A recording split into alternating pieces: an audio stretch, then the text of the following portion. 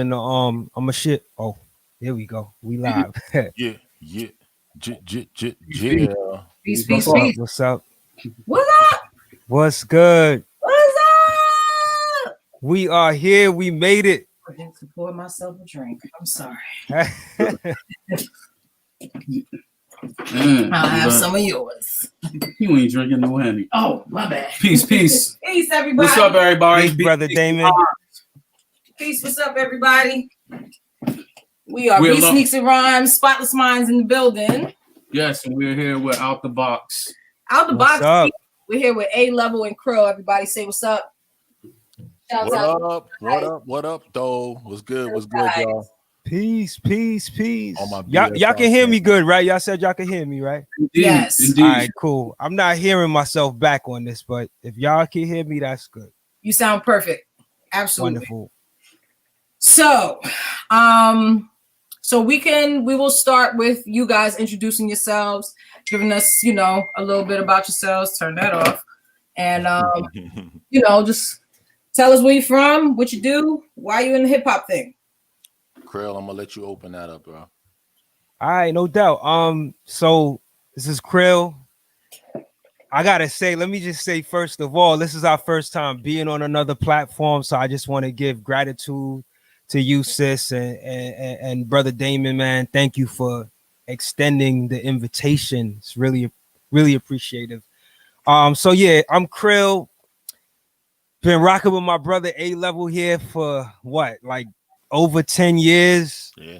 of doing the hip hop journalist thing. We've done a number of interviews via our YouTube channel, Out the Box TV. We just, lovers of hip hop. We just true fans of the art.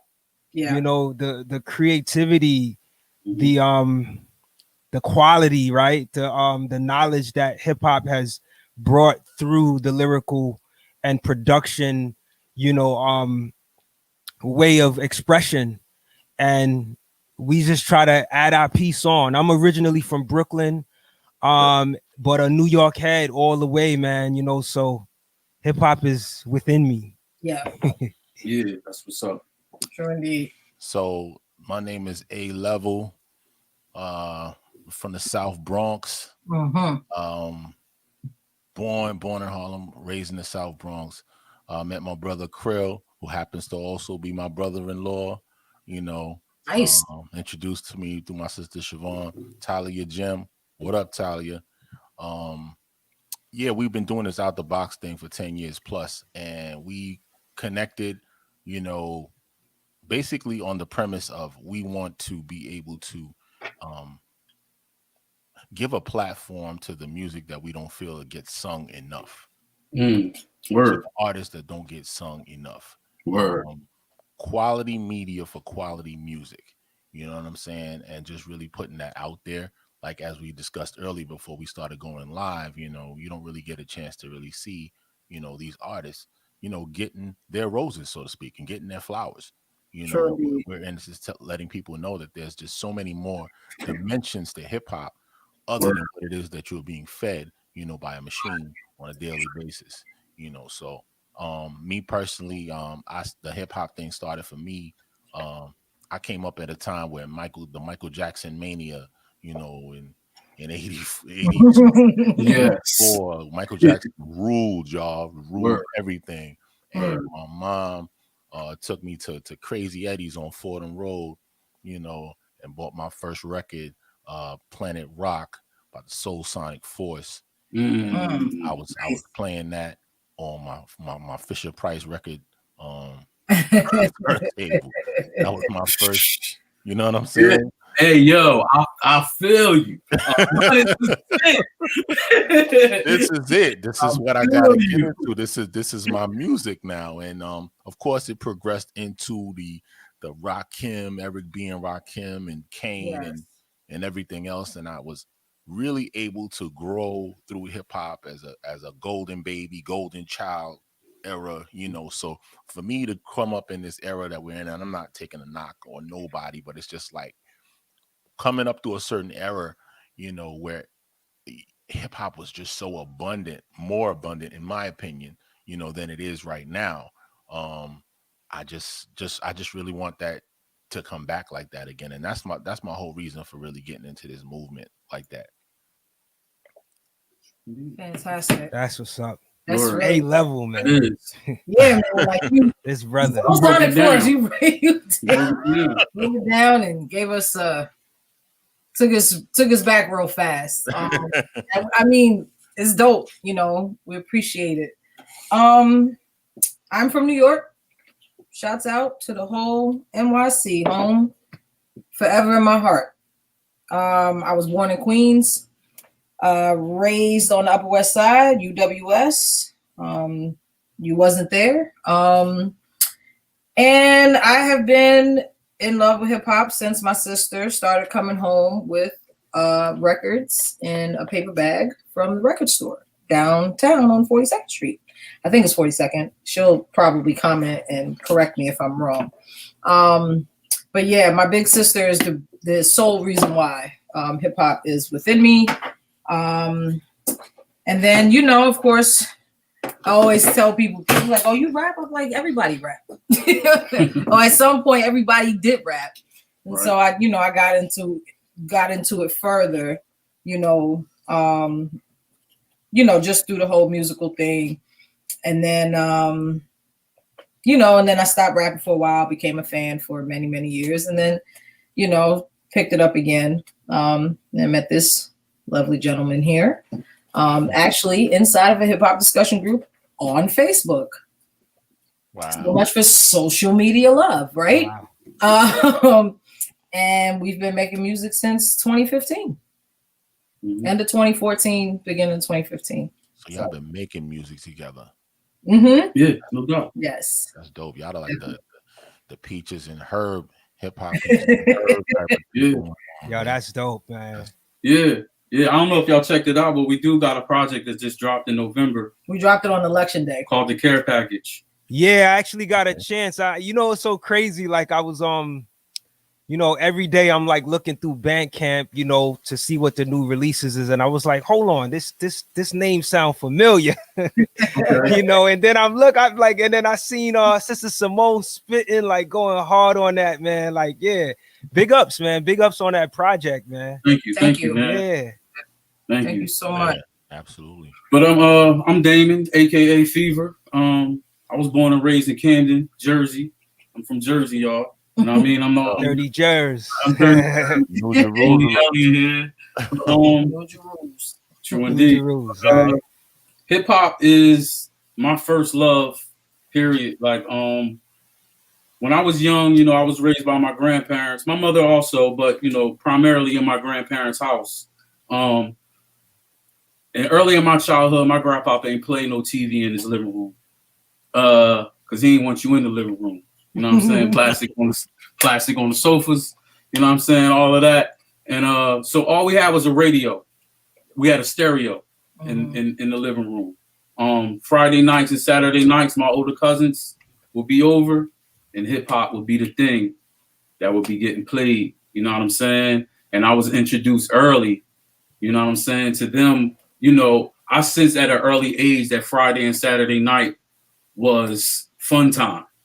You know what I'm saying? Right. And that's when hip hop came on, just like you said, back Planet Rock. And I don't know if y'all know, but Philly DJ was Lady B. She is the pioneer that introduced hip hop, and she's a very important puzzle piece in hip hop, period, as far as being outside of New York and just introducing hip hop to South Jersey and Philadelphia. So yeah, and I got into hip hop, man, since I can remember listening to music. You know what I'm saying? I remember, just like you say, Planet Rock, Super Rhymes, Pac Jam, you know what I'm saying, Curtis Blow. But I eventually got more into it as I got older. I got into the whole DJing aspect. You know what I'm saying? There's not an element of hip hop that I haven't touched throughout my lifetime. Like even writing on the walls, you know what I'm saying? Breakdancing, whatever. Like just like you said, like I am hip hop. You know, I was the dude that introduced the latest songs and stuff in the hood. You know what I'm saying? You know, I brought Wu-Tang to the hood before the world had Wu-Tang. You know what I'm saying? So yeah, man, I am hip hop. That's dope, man. I remember that the whole essence of doing that, man, because I couldn't afford, my mom couldn't afford to give me, turntables during that time. No. And so what I had to do was I had to work with the stereo set in the living room. Yes. Right? Yes. Turntable. So I was like, you know what? If I'm going to get two turntables and a mixer, I'm going to have to need some records, right? So let me buy some records in the meantime. And that was my whole thing. I go to Flipside Records after school every day after school, and get that 12-inch single, Caught in the Act remix, DJ Premier remix, $4.99 plus tax, $5.49. Get you the maxi. Get the maxi singles. Yes. And I would get all of my records together to go home and make me the illest pause tape. Right. Yo, and people sleep on the pause. People was about. The appreciation, and that's where the appreciation lies for hip hop, because you had to wait until the weekend. You know what I mean? You had to wait until a countdown, possibly to catch one song for you to record it on a tape so you can listen when you wanted to. Red alert. Magic. You couldn't listen. No. That's it. And that was the joy of it, to be like, yo, you heard what I just got? I got the new DOS effects. I got your word. You got that? Next week, then get a copy. Right. Yeah. As long as you was like, I don't know, a day or a week ahead, and you could come to the block and tell people like, yo, I got the da da da da. Man, that was like you was out there. You had your finger on the pulse, and now you the plug. You know what I mean? Yeah. I still got some of them tapes, man. Or what that's like to take a tape and put some paper on the top and turn that into a blank tape. Turn that into a blank joint. And record the Stretch and Bobbito joint for the night. Yes. Oh, Stretch and Bobbito. See, y'all had that luxury. Yeah. He talks about it all the time, how he didn't have that luxury. I had to wait till the weekend. You know what I mean? I had to wait till the weekend and for Lady B to come on. But I still have some of them tapes. Like, I got like a tape with a Stetsasonic interview.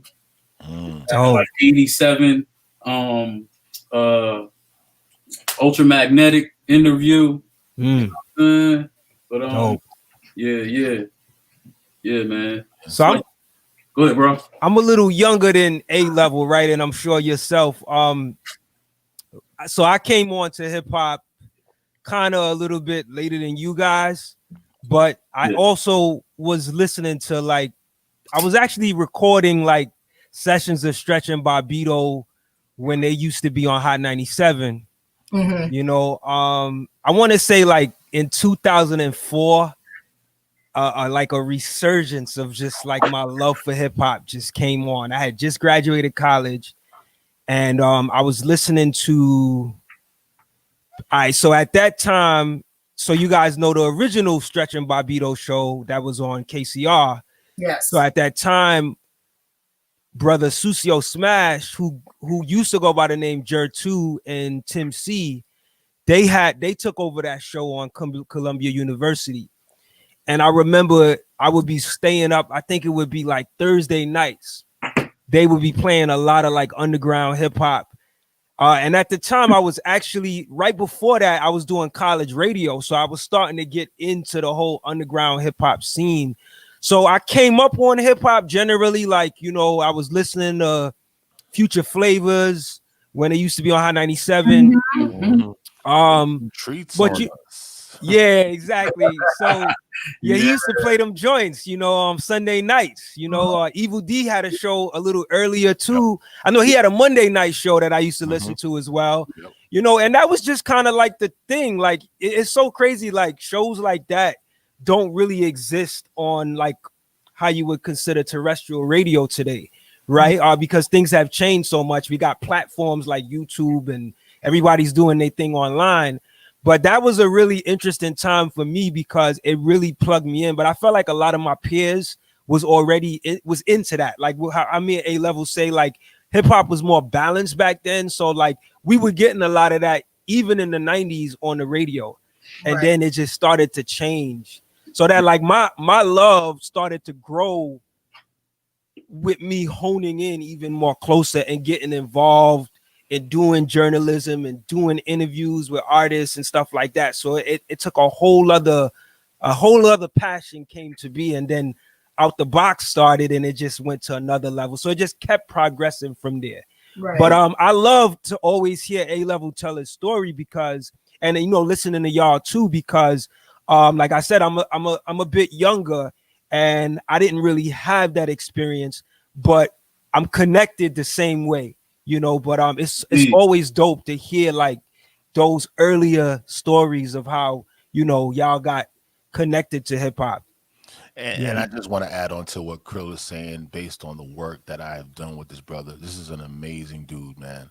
You know, he has a pulse on this game in terms of underground independent music, and he's encouraged me to have so much more hope for hip hop than I have right now. You know what I'm saying? Yeah, he pushes the envelope. Me and him go back and forth all the time. Oh, and, my goodness. I just watch this dude, you know, post after post after post. Yeah. There's so much music out there that you don't know about, but he's there just searching and excavating for it, you know, and I appreciate you for that.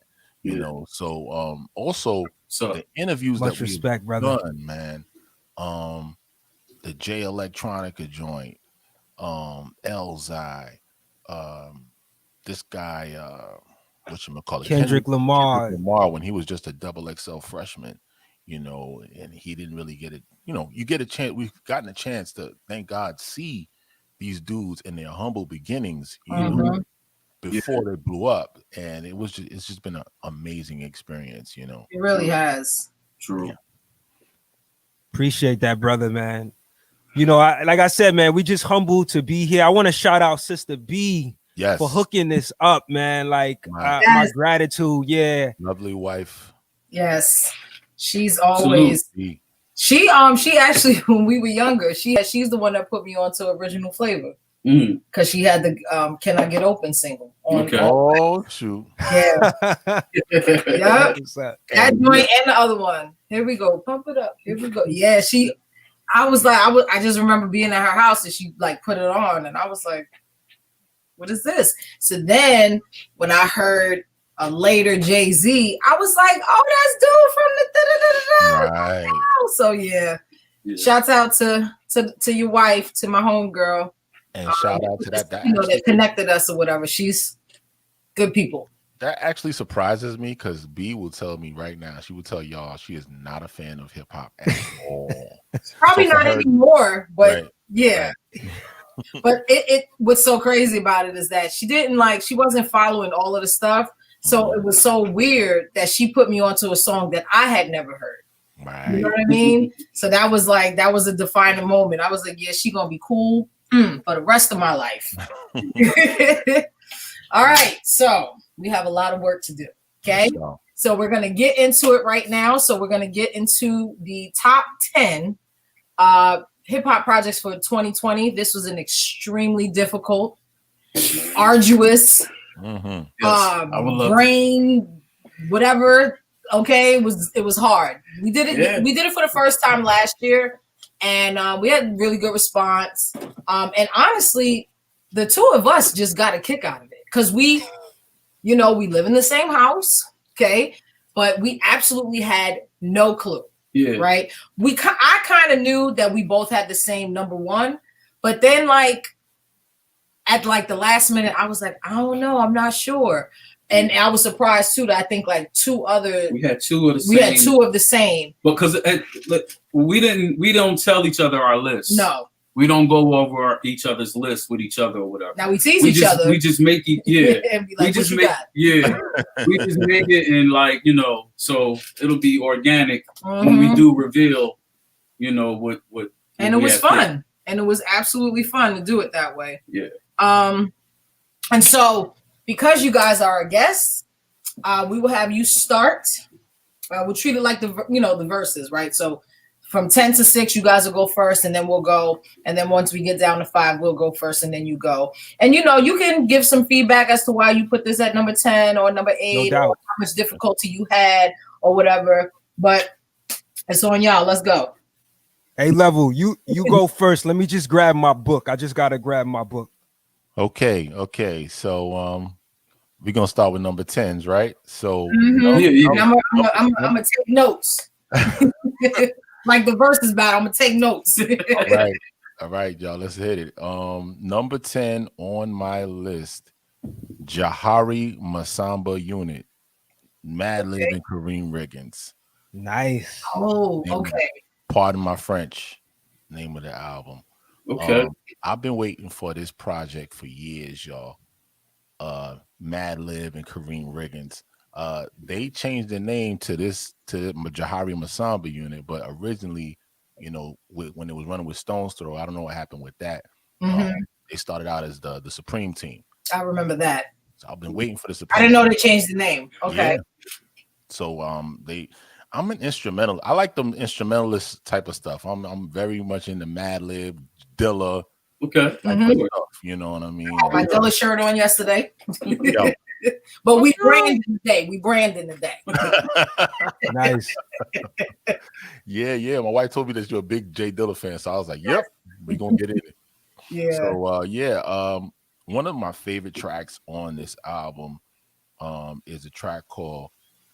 Correct me. My wife's gonna kill me if I don't say this correctly. Etude Monrache.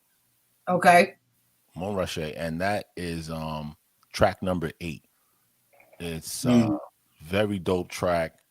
Honestly, in my opinion, I felt as though maybe they should have started it off with this, but it's by the time you get to number 8, it's really great.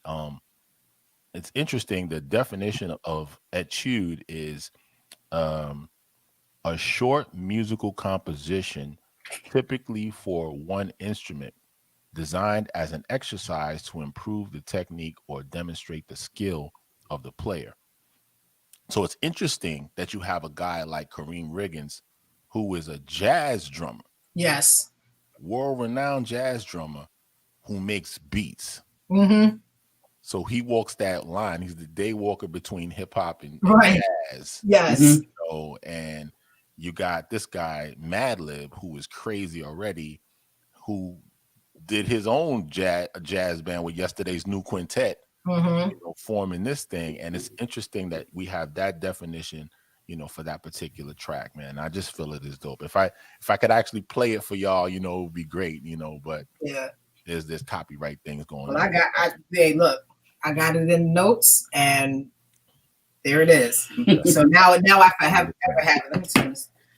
That's a good one, A-Level. I didn't even think about, because that just came out not too long ago.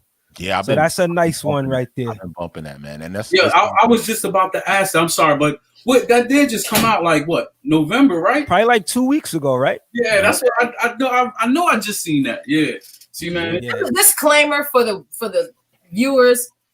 There was so much stuff came out that I couldn't get to everything. For real, I had to go with the things that I got to judge. Right. So I know it's gonna be people like, yo, you ain't. This should have been on the list, sir, ma'am. I didn't hear it. I get it. Yes, of course, stuff came out yesterday. I can't do it. I wasn't doing it. I'll get to it in February, but go ahead. I'm sorry. That's a good pick though. That's what's up. Yeah, that's my number 10, y'all. That's your number 10. All right, Curl. What about that's you? A nice solid 10. All right, so let me just say this, just like you, Simone, and I'm sure Brother Damon, this was probably the hardest list I've ever had to do, because for somebody like me who was plugged in so much, you got to understand, I'm going through lists. I had 100 albums on my list, and I had to keep scaling down, right? So I just want to say that what you see on my list today could potentially change. There are going to be some. Listen, last year, something he said, he had it low, higher on the list than I had it. Right. Listening to him, by the time I got to mine, I said, okay, I got to take this off because you know what I mean? Just hearing his, you know, whatever. So trust me, I get it. My top 5 changes, you know, my top 10 movies change. So yes. Yeah. I think my top 5 that I give you today is going to be solid. They might not, they might switch positions, but they're probably just going to stay in the top 5. Yeah. But 10 to 5 was really hard. And I know we got a moment for what is it? Honorable mention. So I'll probably try to get some in. All right. So number 10. Again, this was really hard, but I'm going with One Below's Baby album. It's called it's Baby. It's an acronym for being a Black youth. Okay. This album was supposed to come out probably back in 2011 or something like that. And the reason why I say that is because me and A-Level, we did an interview back in 2011 around that time with One Below at a Plug Research CMJ showcase. Okay. I know this is like pre-pandemic, right? It just feels so crazy to be like we were out in it. But I mean, we did a like, you know, just kind of, we were backstage. Bilal was performing, Shafiq Hussein was there. Oh, nice. And we just had our mics and we just was going to artists. And I remember interviewing One Below, and he said that this album was gonna come out like the coming February. This was like October, but it's supposed to come out the coming February. So like it finally came out this year, and it's an amazing project. So the album it goes by the acronym BABY. It stands for being a Black youth, but each song has the acronym and it stands for something else related to a youth. Okay. Right. So I'll just run down some of the. So it's a conceptual album, right? And albums, yes. Yeah. So the first track is called Bees and Bird Yoke. The second one is called Bars and Beyond. Third is Bills and Bossing You. Bad Accounts Break You. So as you can see, it goes with the acronym, and there's a lot of subjects. The subjects relate to what I guess young Black youth go through, right? So everything from what you might experience, you know, growing up in the hood or in adolescence, or to themes like just family. And there's one called hold on, give me 1 second on that. Barbecues and Backyards, right? So there's a song where he's talking about, you know, being amongst his family. You know, he has songs where he talks about as a teenager growing up in relationships. The album is crazy dope. Like it has, you guys might be familiar with Eric G, who is a producer out of the Soul Council. Okay. So Ninth Wonder's crew. Yeah. So Eric G did the whole album. And I mean, there are features by like, there's Freeway has a feature on the album. Melanie Rutherford, who's a singer from Detroit, is on the album. Big fan. Big fan. Yes, and her voice is so dope. Black Milk is on there. Guilty Simpson is on there. Superstition is on there. Okay. Who else is on there?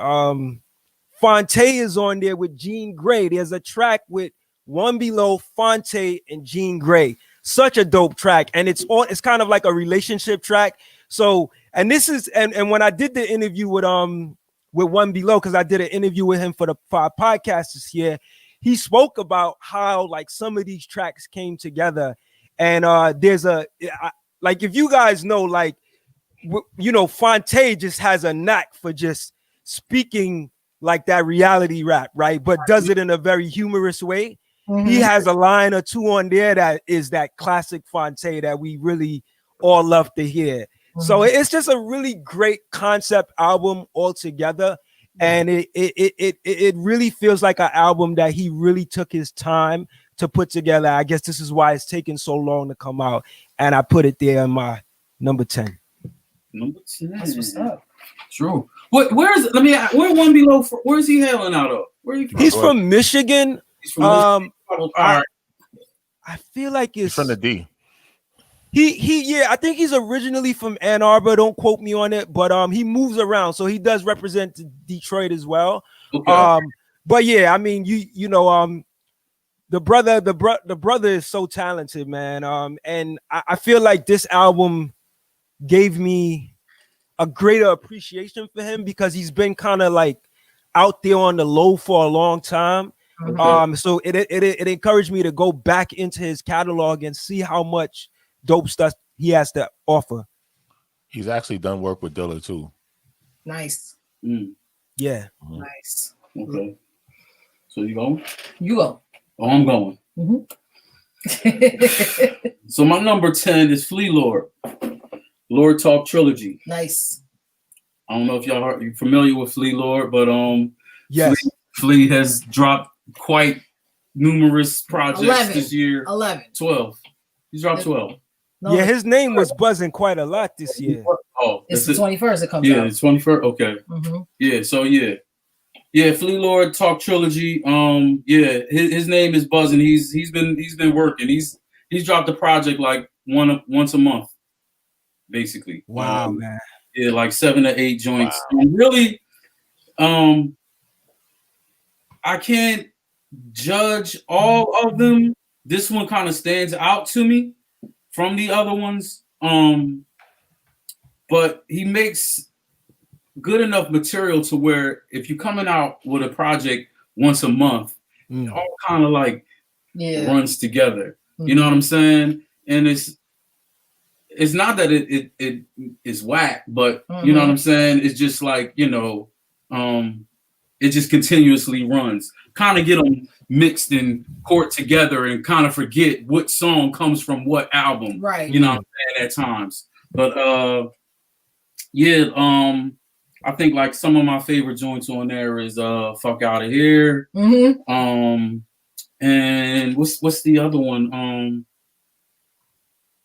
My Line Stay Buzzing. Yes. Line Stay Buzzing. He just came out with a project last month. This last project was with Pete Rock. Wow. I didn't know he put out this much projects. I was seeing his name a lot, but I didn't know it was this said year. 8 projects. Goodness. 11 this year. Oh his my goodness. slogan at the beginning of the year was I just did 12, meaning that he did 12 projects. And so the project that's dropping on the 21st, Havoc is the sole producer for that. Yeah, and it's That's a dope. It's a Prodigy dedication. Yeah. Havoc. Wow. Yeah, he's like, before Prodigy had passed, that was like his, you know what I mean? He was like, pushing Flea or whatever. Guys, kind of, it was Prodigy. That's dope. I guess. I didn't even know that. Yeah. Yeah. So, okay. Yeah. I see you. I feel you. You feel me? I feel you. You figure deal me? I figure deal you. All right, what you got though? I got you. I love y'all chemistry. It works. Love it. It's amazing. Number 10 for me is King's Disease. Nas. Ooh. I'm so surprised. Yeah, I was surprised too. But yeah, because of originally for me, once King's Disease came out, I was like, oh, this is gonna be number 1. Then 80,000 things came out. But King's Disease is number 10 for me because well, first of all, just personally, I think it's a fantastic album. I think that Hit Boy, a lot of people was like, oh, I'm not really sure how this is gonna work out, but I do think that Hit Boy, his production pushed Nas. I think it really, as much as people, and I'm people, right? As much as we thought that this might not necessarily work, it worked so well to our complete amazement. And the engineering on the album, I'm a fan of. The engineering, you don't really realize how, engineering on the album is important until you get an album with bad engineering. Right? Because, it'll be plenty of times that you'll play an album in the car and you'll be driving, right? And then you'll get to another album and it don't sound, it's not, you know what I mean? And so then you're able to judge and you're like, oh, okay, yeah, this is why I don't really listen to this joint that much, because it's not really, the lows are too low or the highs are not high enough or whatever. So I do think that the engineering is also a big part of the production for King's Disease. 27 Summers is my favorite. But The Cure is Nas. The pinnacle of Nas song. It's pinnacle. Yeah, that's a hard record. Yeah, that's a dope record. Beat change on that. The subject matter, his flow. It is a great for people who thought Nas was finished, it is a great offering to tell people hush, right? And so King's Disease is number 10 for me. Okay. Right So we on to number 9. Yeesh. So Out the gate, we doing big things.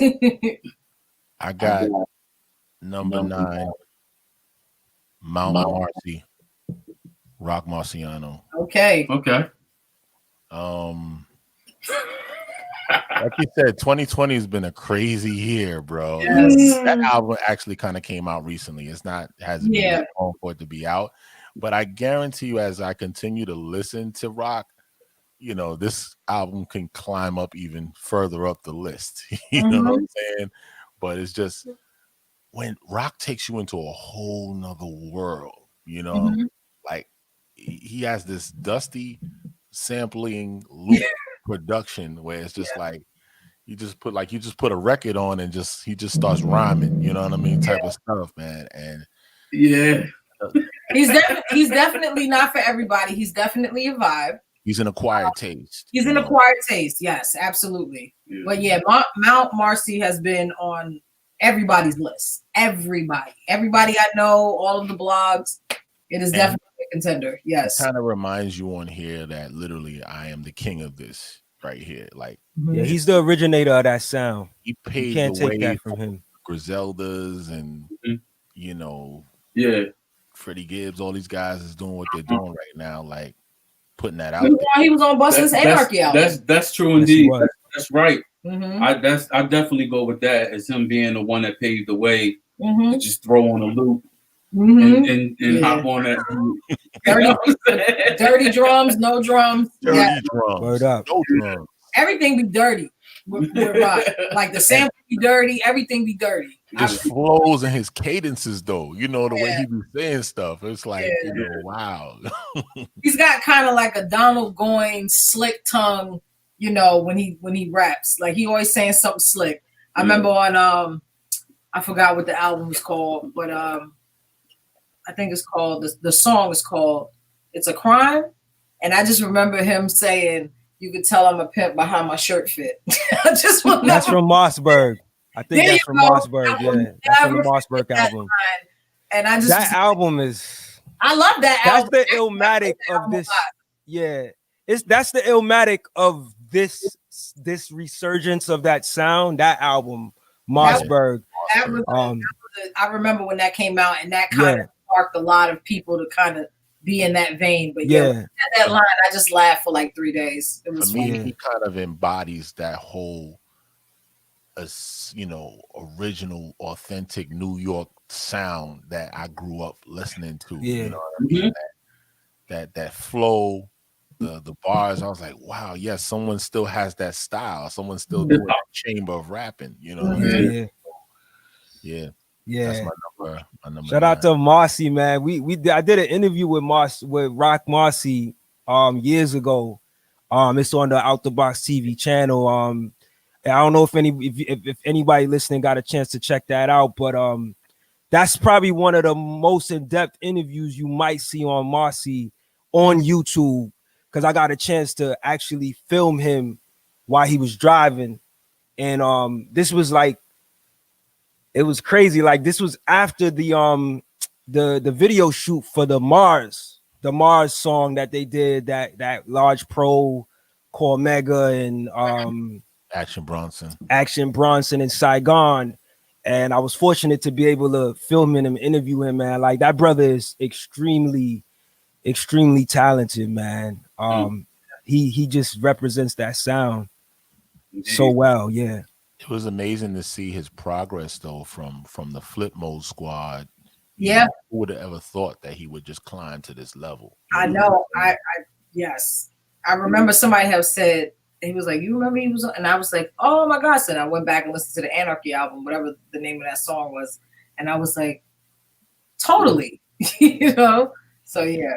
One of my favorite records for him still stand out to me to this day, even before Marsberg, was that the Game of Death record. Okay, that's that UN joint, right? Woo! Pete Rock did that beat. Yo, Rock destroys that. You know what I'm saying? It's crazy. True That's indeed. what's up. All right. So on you, Crow. All right, so number 9. Man, I tell you, man, this list was hard. But and then like I said, it might change. So, Right. but I'm gonna go with what I got today, right? Rex. He put out an album called Things, another acronym album. The hunger inside never gets. God, I'm forgetting what the S stand for. Hold on. But it's the album is called Things. Okay. And it's such a dope album. Rex, he's originally from Massachusetts. Mhm. Okay. He's done a lot of he's had a lot of, he like worked a lot with Static Selector. Mhm. So if you look through his catalog, you'll see a lot of Static Selector production. When I first heard about him, I heard him on a Primo record, but what I love about this brother, and just in terms of what he brings, is like his content is so very thought-provoking, and the subject matter just relates to just the Black struggle. He does it so well. And it's so layered. Like you guys could probably tell that I'm like a lyric head. Like A-Level is the beat dude, right? He appreciates lyrics just like me too, but I think he's the one that's really tapped into the beats a little bit more, and I'm like really tapped into the lyrics. I also used to rhyme back in the days, and I'm hoping that I could bring that back. You know what I'm saying? Like, so I see you doing your thing, Simone. Maybe I'll get back on the mic at some point. But yeah, Rex, I mean, if you are a person that appreciates lyrics and thought-provoking content, subject matter that reflects, the Black struggle, his album Things really embodies that. And it's just heavily layered, but the production quality is rich too. So it feels like a very strong body of work. It's a lot. I think there's a number of tracks on there. It's not a short album, but I just have to give them props for taking the time to layer this album like that. I feel like it's one of the albums that people may forget. And that's another reason why I put it up there in my list, because I think it should be valued in terms of what he has to offer as an artist. Okay. All right, Rex, y'all. Things. Your turn. Oh, I go next, huh? Okay. Yeah. Coming in at number 9 for me is Stove God Cook's Reasonable Drought. That is a ran that into the ground album for me.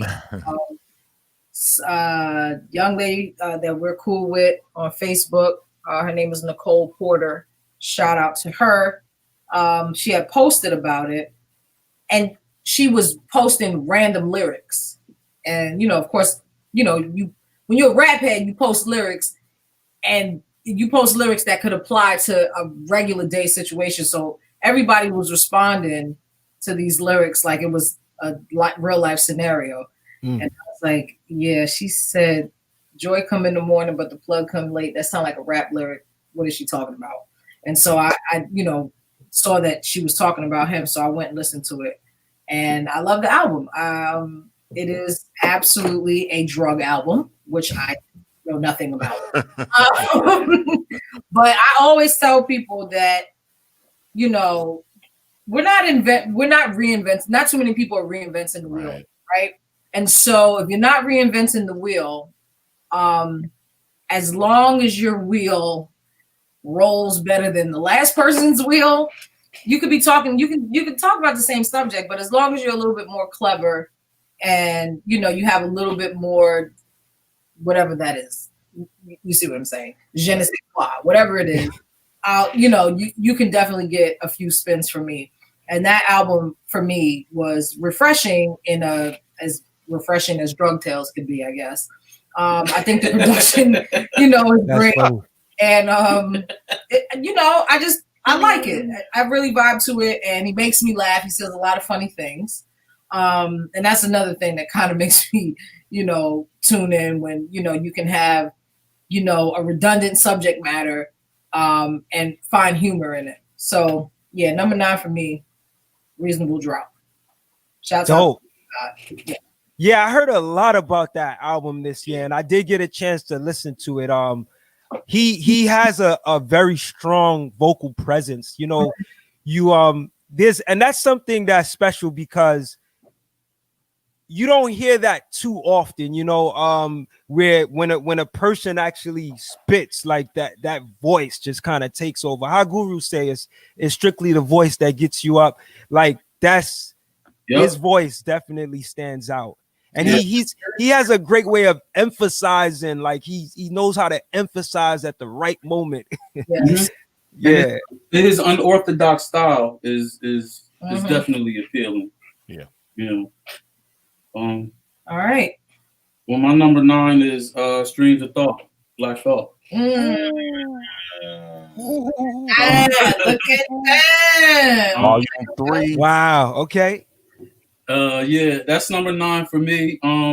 Honestly, personally, I wish it could have been lower or higher. Or higher. I'm sorry. I wish it could have been higher on the list. But I think I felt as though some of the music, and this personally for me, some of the music and the tracks lacked for me of what I wanted. You know, for him. It almost kind of swayed into a Roots feel. Right. You know what I'm saying? And I wanted it to be a Black Thought feel. You know what I'm saying? So yeah, but yeah, and he almost didn't make it, but right. And you gotta keep going over all 300 albums that came out this year. And just like you say, Krill, like this, it could change tomorrow. Like right. Like I was down to the wire with this today, with this list, to the point where I was like, all right, man, I'm putting my phone down. That's it. And then that's it. And the list is the list. You know what I'm saying? And that was like a whole hour and a half before we went live. But you know what I'm saying? Wow. Yeah. Right before you went live. I know the struggle. Yeah. You know, of course, Thought versus Everybody is one of my favorites. Magnificent. Good Morning with Pusha T and and Swizz. I think Swizz did that beat. But yeah. I feel like he probably could have knocked a couple joints off of this and left it off the album, and it probably maybe would have been a more better, more solid to me. But yeah. So that's my number 9. Okay. Streams of Thought. That's what's up. And that's my shout out to Brandon in the chat. I'm looking on. He said it's the hunger never gets satisfied. So thanks for reminding me of what the S stands for in that Rex album. Got it. Yeah, shout out to Brandon. He's the home. Word. All right. Well, let's keep it moving. Let's keep it rolling. Number 8. Number 8. Don't Fight Your Demons. Arrested Development. Okay. I did enjoy that. Shout out to Speech. This brother Speech. Very proud of that dude and Arrested Development. At this stage in the game, how many years in hip hop, you know, when people think you're washed up and you don't have anything left in you, for him to come back out and put an album out. And this year, 2020 has been crazy, y'all. Nice. Crazy to release an album like that, which is much needed. People are starving for substance. They're starving for material, and I think he just did well with this.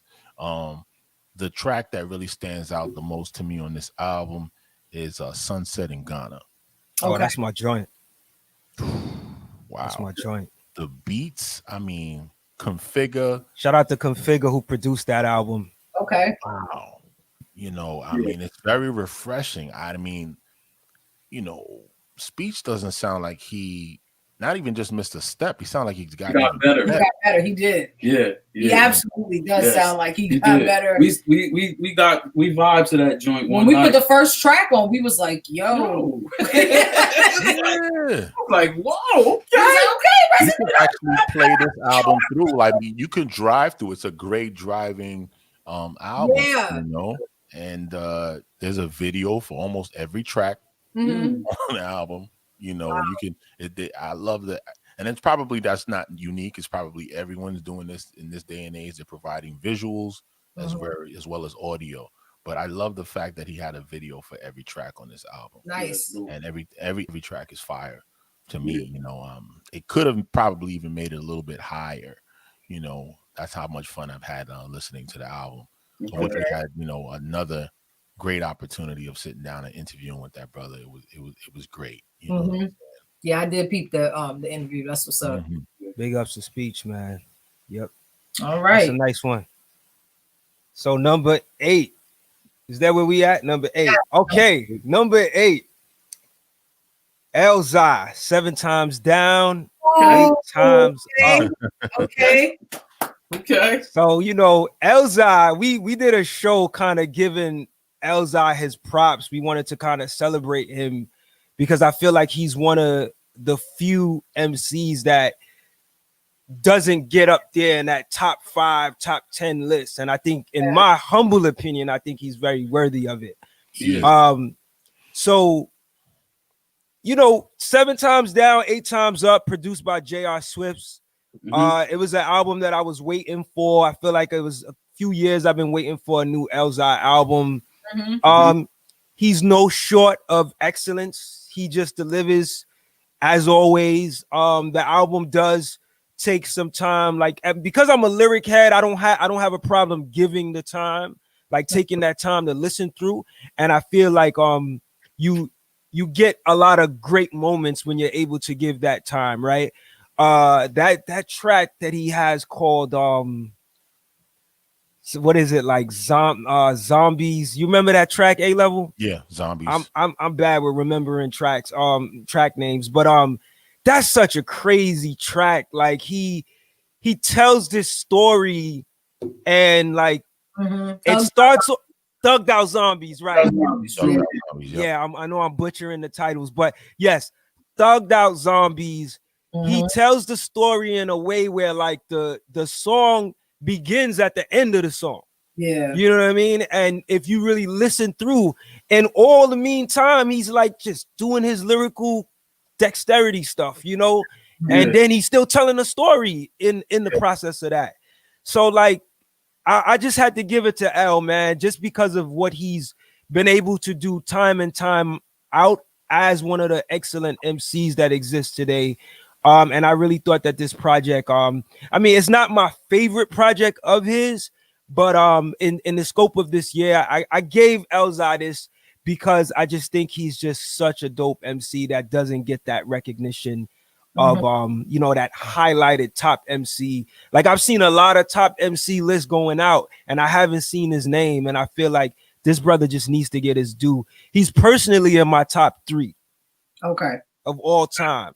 So that pick could be a little bit biased, you know, for me, but hey, that's what I'm here for, right? To give my spiel. No doubt. Yeah.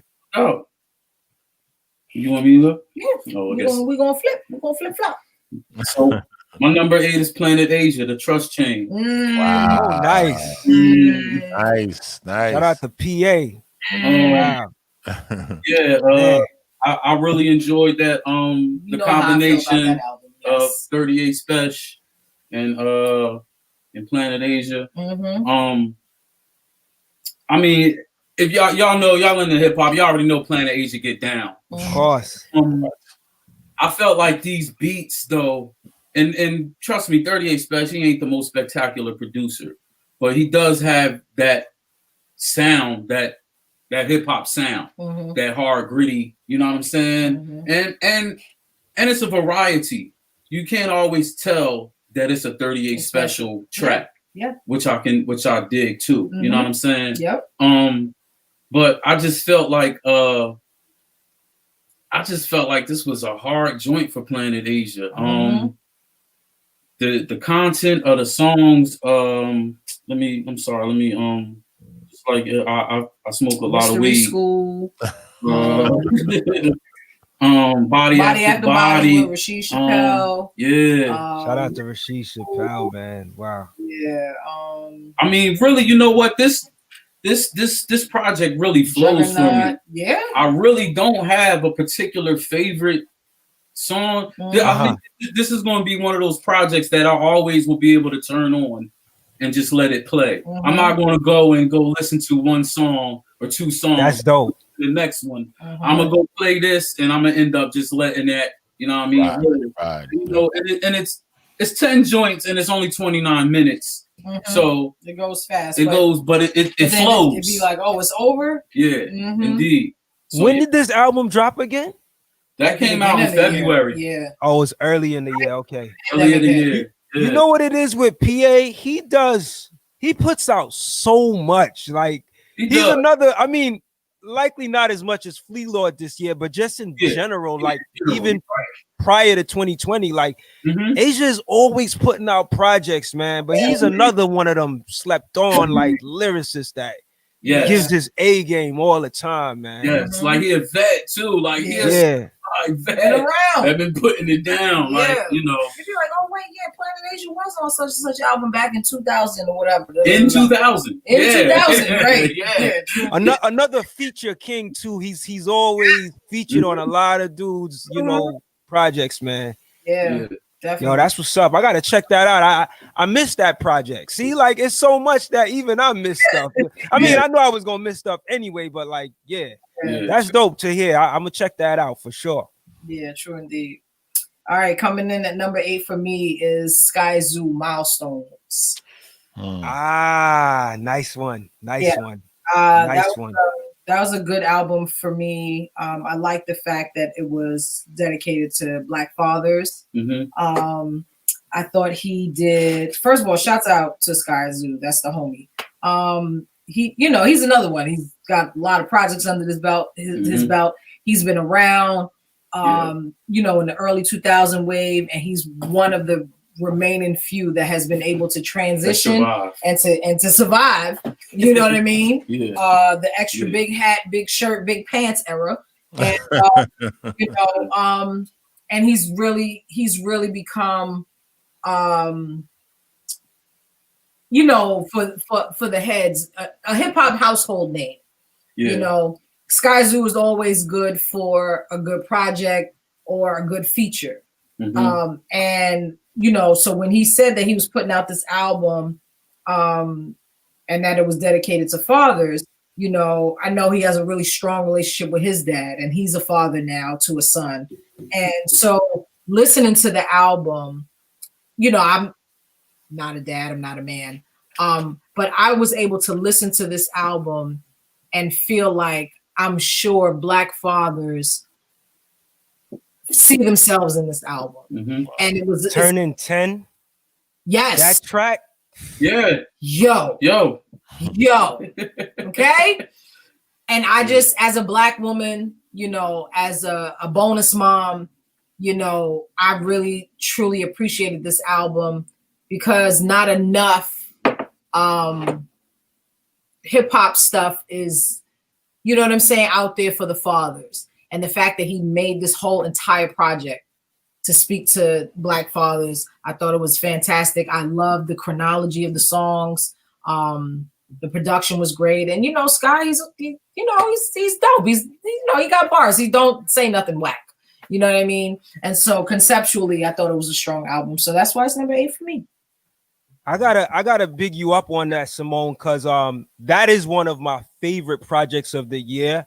I didn't put it in my album list because I thought it was an EP with it being 7 tracks, but if saying it's for me saying, and it's cool, I know you put it in as an album, but for me that would probably be my favorite EP of the year because that project, wow, like I think it's probably his best work. I mean, he's done a lot. Even the project he did, I think one of my other favorite projects he did was the one that he did when he was on Duck Down. And it had like, God, I'm forgetting the name of it. I'm bad with remembering stuff. But it was a project that Ninth and a lot of like Crisis in them had contributed to it.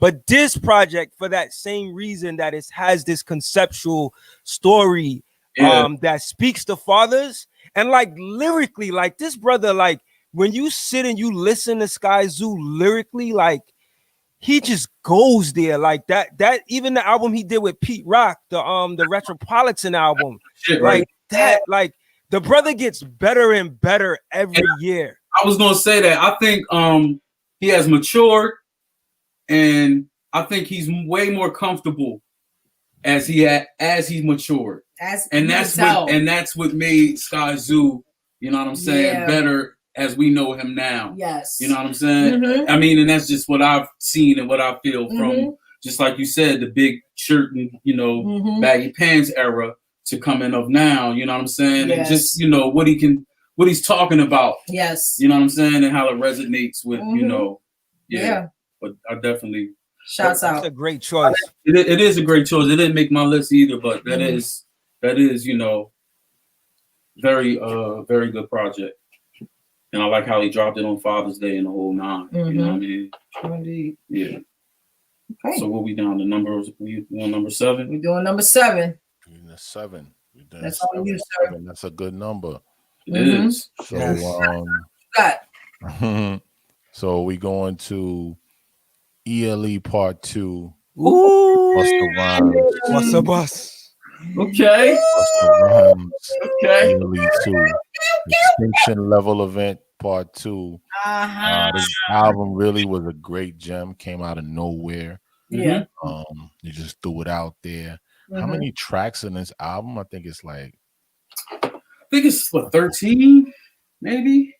I think it's like almost 20 tracks. Yeah, it's a lot of tracks on there. A lot of tracks on there, man. It's 22. Oh, God. 22 tracks, right? 22. The one that stands out the most to me, it's just so many of them are dope, but the joint with Kendrick Lamar. Okay. Yo, that Rhapsody joint. I thought you was gonna say that Rhapsody joint. That shit is hard. I mean that one too. K-Dot's joint is hard too with the Michael Jackson, the Jackson 5 joint, right? Yeah. The sample, The intro. I like the intro song. Yeah. Hello. Oh yeah. Yeah. That shit knocked me. Or the MOP joints. You know what I'm saying? So MOP joint. Yeah, man. This really one of the best videos of this year, that music video, that one with MOP. Whew. Yeah, he just brought himself right on back. Right on back. Like, he never left. Like he was on the side of the building in the victory video with bird feathers on, looking like a gargoyle. What I think is so dope too with him is the storyline that's attached to this album. Right around the time of it releasing, I don't know if you guys got a chance to catch a lot of the interviews he was doing with Fat Joe and Vlad and a few people, man. Like he was dropping some jewels. Yeah, I mean, I'm talking about going back to leaders of the new school days and stuff that was going down with them. Like I didn't really understand what was happening. Yeah, like, was fist fighting with these dudes backstage. Yeah, them and Charlie before the show.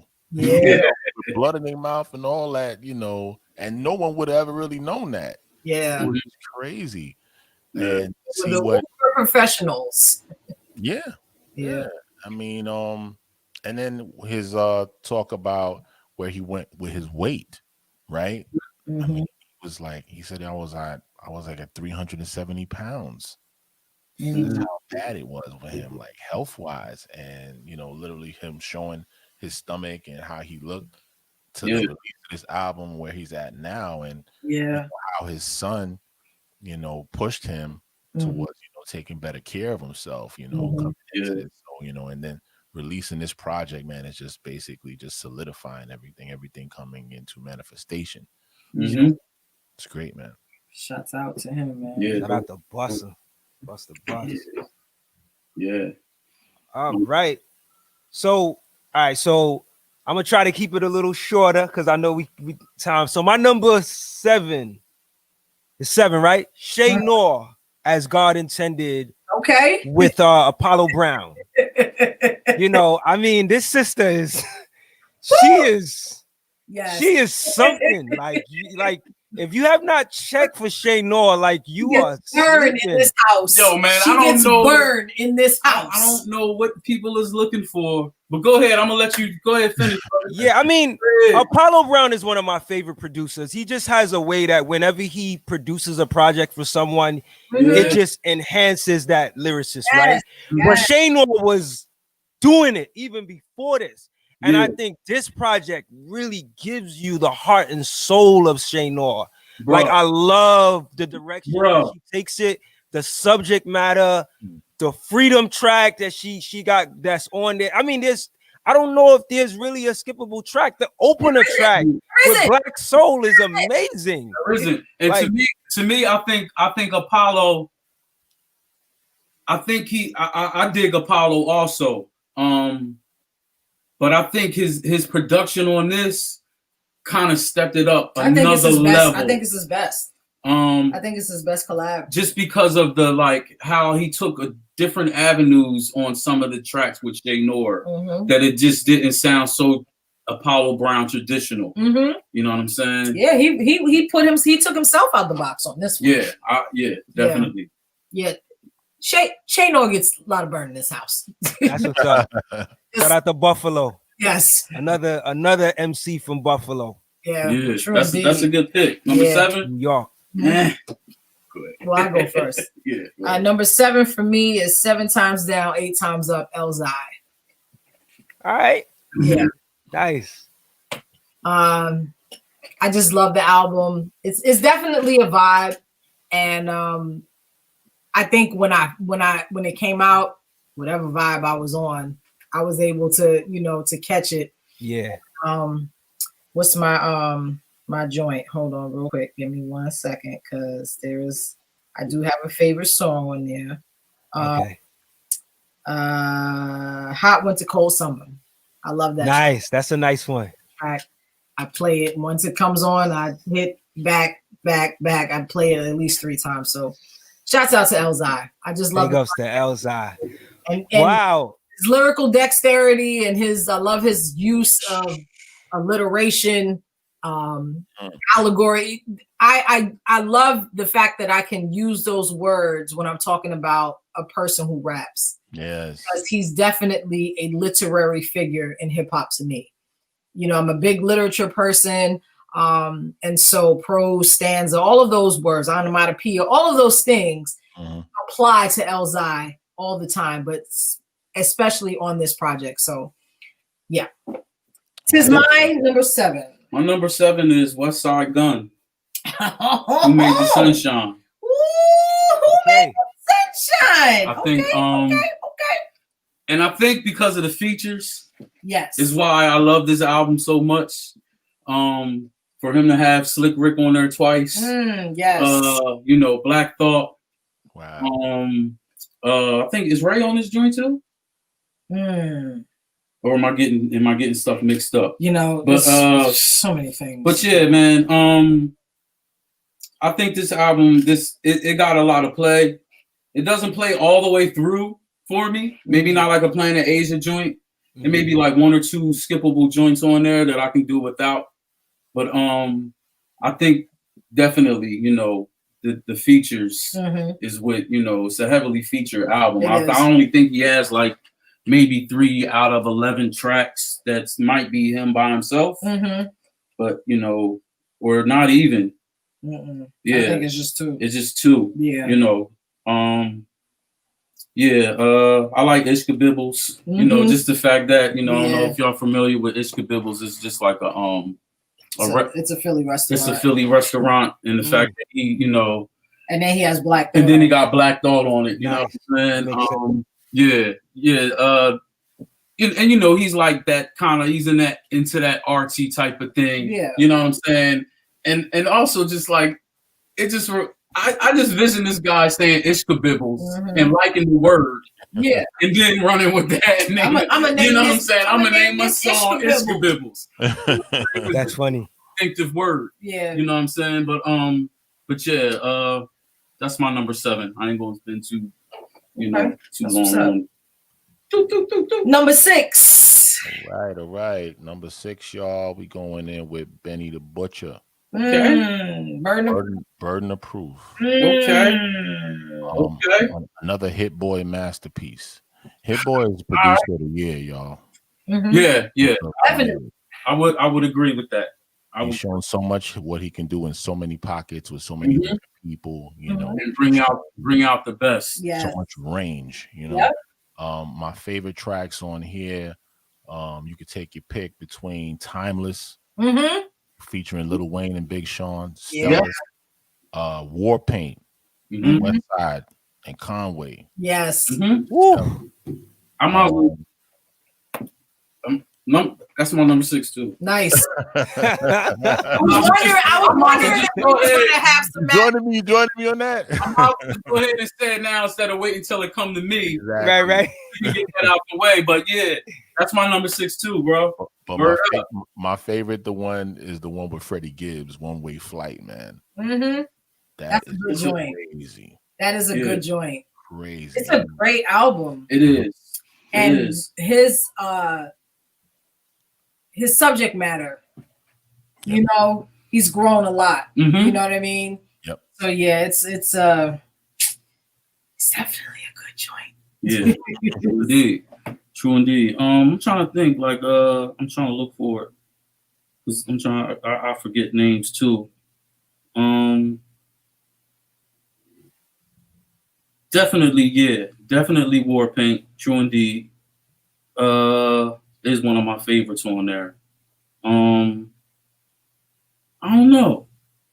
I think there's another whole joint. I think there's another joint where I can just let play through. Oh yeah, definitely. And I really haven't picked, no favorite like that. I am going to say that at first with Timeless, you remember when I said, I was like, we could have left Big Sean over there, but right. It grew on me a little later, you know what I'm saying, and we got better. Yeah. And it's not that I don't like Big Sean. It was just like, it was different. You know what I mean? And I understand that's another thing that Hit Boy is able to do is he's bringing these collaborations together that you kind of don't expect because of the connections that he has, sort of like with Nas and what's that, Lil Durk? Yeah. You know what I'm saying? So he's able to, bring these two and make it work. You know what I'm saying? And that's very dope. Yeah. But yeah, that's also my number 6. Okay. So it's on Krill's. It's on Krill's. Yeah. So number 6 for me, this is an album that came out not too long ago. I think it came out like maybe a day before Thanksgiving. Mickey Facts, Warp Collages. Oh, this album kind of blew me. Like I didn't it blew me away because I wasn't expecting it, and I wasn't expecting it to be so good. Like this brother is extremely gifted. I mean, earlier in the year he did a freestyle on a YouTube channel where he pretty much rhymed like 100-bar business lesson, and he has elements of that in this project, but like there's 10 tracks. In my opinion, there's no skippable tracks. Like he just like lyrically, like he just goes in, man. He's another artist that I feel like, might go under the radar, but this album, like track for track, it just really works. And he has just like just like some of the artists I mentioned earlier, the concepts are here, the lyrics are here, the subject matter is here. The thought-provoking content is here. By now, y'all probably see that I'm like really tapped in to music that is saying something that makes you think, or might have a more positive mindset in terms of the approach that the MC takes.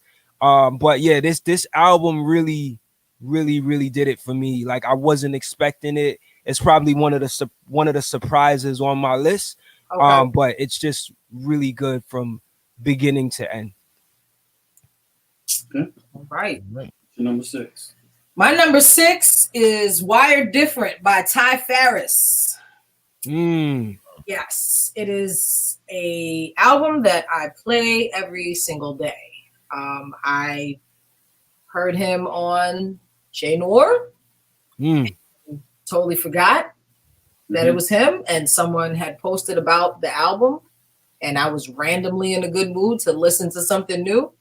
And I put it on and I said, who is this? And so I played it, and then it finished, and then it looped back again. And the more I play it, the more I love it. And then, Fever had actually, when I had told him to play it, he was like, oh, that's where I know him from. Shay Noor. Wow. Oh my God, that's right. Mm-hmm. But yeah, Wired Different is a dope project. And what I love about the fact that surprised me so much is that he was a completely new artist that I know anything about. And so I wasn't tapped into his story or this or that or whatever. It's kind of like how I got introduced to Nick Grant. I seen Nick Grant on Dat Piff, and he put out his mixtape called 88. And I said, oh, this is a big deal for somebody who looks this young to name their mixtape 88. 88's a good year. What are you trying to say, sir?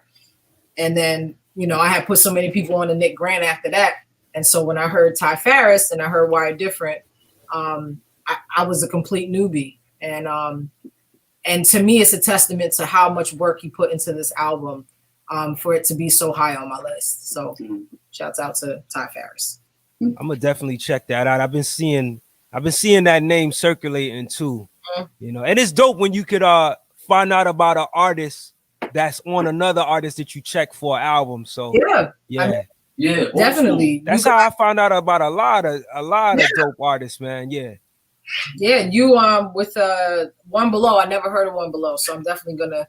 Yeah, I'm gonna check that Baby album out, man. Yeah, indeed. We sharing a lot, and I like that the list are varying, right? They're pretty different because we're learning from each other tonight. Yes, definitely. All right. So level. It's on us now. So we start the next 5. Okay, cool. I'll go. Okay. Coming in at number 5 for me is Closer Than They Appear, Lyric Jones. Nice. Great project. It is a phenomenal piece of work. I cannot stop listening to that album. I think that, and I've been a Lyric Jones fan for a very, very long time. And so I've been able to see her progression. But for me, this particular project, shouts out to Fonte for curating the whole thing, executive producer. Yeah. He had his executive producer hat on. Yes. And he was able to do for her and her style, her growth. He was able to do so much with that and bringing her out and bringing her to a new level, I think. And it's so dope when you can hear a hip hop album from a woman and they're able to give you who they are.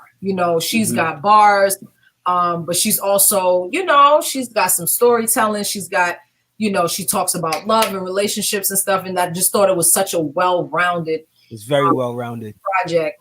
And I was blown away by it. And it is one of my favorites of the year. So she's at number 5.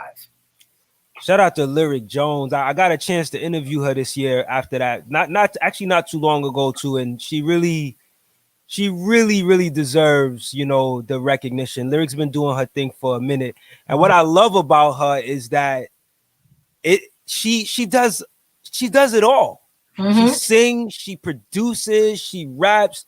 I was telling her, like, you're like the female version of like exactly like Fonte. And she was telling me like how Fonte and I told her, I was like, I don't mean it like to compare. She's like, nah, please. Fonte is like a big deal for her. Like she's very inspired by him. So even him being able to executive produce this album was a big thing for her, man. And like she was on, did you see her NPR performance? No, Tiny Desk joint that she did. Yeah, check it out. I think it's on YouTube somewhere, but yeah, that's a great album. Great pick. So my number 5 is Nas, King Disease. Look at that. Nice. Okay. You know what I mean? Yeah, man. Although, Nas being at the height that he is, man, you got a lot of naysayers.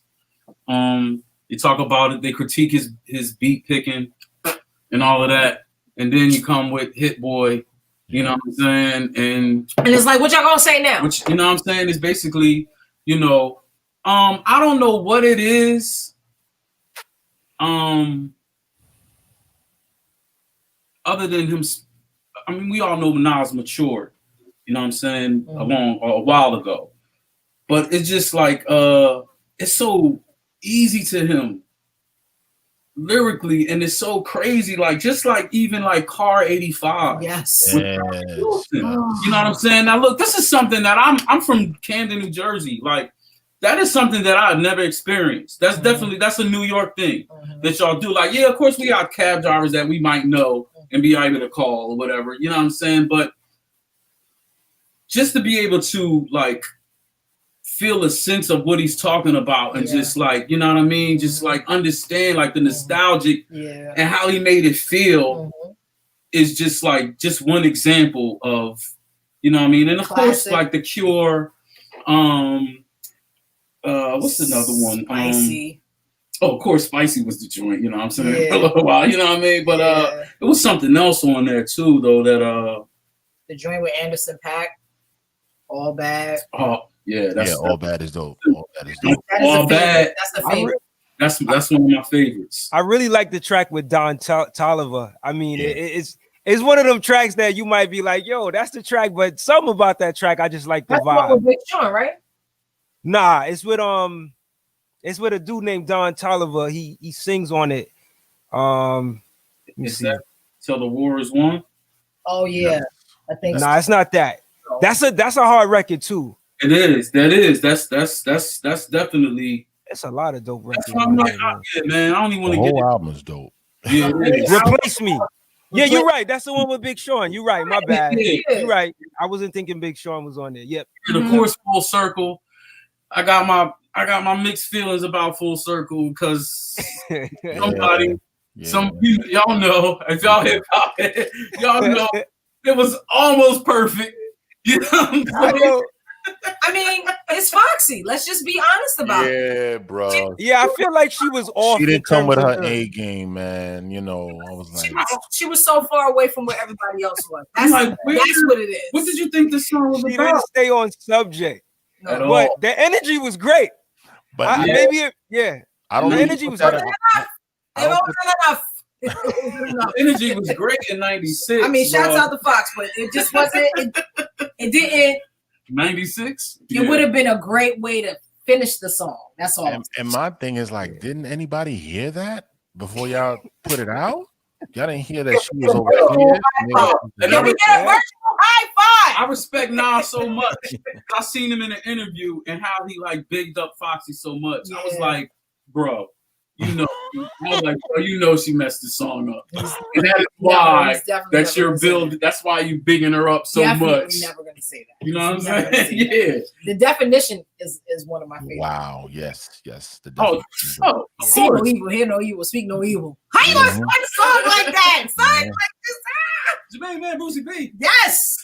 Shouts out to man. Shouts out to Nas. It's on y'all. It's on y'all. We can do this all day. Go ahead.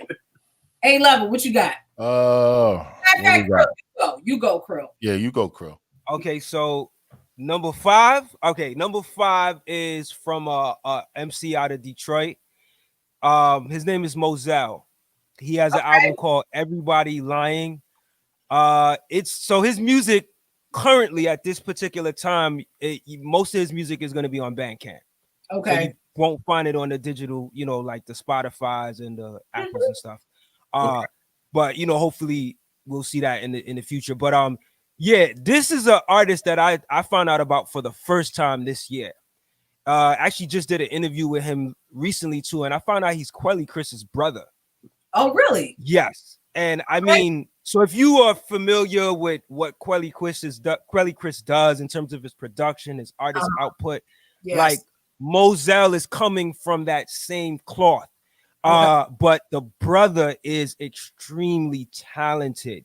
His music sounds like a really he has this melodic thing that he does with his voice sometimes. His music is very thought-provoking and it's very soulful, like very like lot sample based too. So it's not much that I could say in this short amount of time, but I just say, check his music out. But Everybody Lying, really great project from beginning to end. He's really just like sharing like his heart, his soul on this album, man, and it's an experience. How you spell it? Moselle, Mosel. Yeah, okay, I had it right. Yep. Okay, cool. Yep. I was in the spelling bee for a reason. But go ahead. Yeah, you just hit me to somebody. I'll listen. That's my number 5. Yeah, we love hearing new people, so that's what's up. I'll listen later, no doubt. And I'm gonna just do this. I'm gonna just say number 4 is Nas's King's Disease for me. Okay. So, being that you already said, you know, Damon, you said Nas is your joint. I'll just jump to my 4 with that, so that we get that out the way. Indeed. Number 5. Number 5. Alfredo. Nice. Freddie Gibbs. Okay. Alchemist. Man. Grammy nod, y'all, for album of the year in 2021. That crazy? Up there, man. Wow. Not the Freddie Gibbs getting a Grammy nod and Alchemist. Alchemist. Sound like something the Grammys would even exactly. know. Oh, the Grammys. Yo, even when it was popping for us like this. Yeah. Right. Who sent that to the Grammys? Whose grandson is the Grammys? Yo, just Alchemist alone, that name just carries a lot of weight in terms of where it's positioned in these Grammys. Like we did a show on it. Like, yeah, the rap album of the year for 2021 Grammys is crazy. Yeah. And that's pretty much my next, probably, I'm telling y'all right now, that within my top 5, that's pretty much the Grammy nods. Okay. The track that stands out to me the most on this album is Scotty Beam with Rick Ross. Yeah. It's just something, that production is ridiculous. And Rick knows, he finds that pocket. I'm not the biggest Rick Ross fan in the world, but he just has this thing about selecting beats. Yeah, he does. He's really good at it. He does. Best beat picker in the game. You know, one of the best. I agree. Definitely in the top 5. He may not be the most lyrical head in the world, but he knows how to pick beats and use his skills to sound great on it. You know, yeah, that's number 5 for me. Okay, we on the number 4. You go. Number 4 for me is Busta Rhymes. Extension Level 2. Nice. I really feel, even though this was an album, you know, how he talks about it was a long time in the making.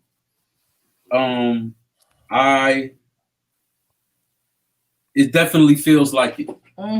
There's every element of Busta Rhymes that we all have gotten, and have missed. You know what I'm saying, on this album, even to the Jamaican joint.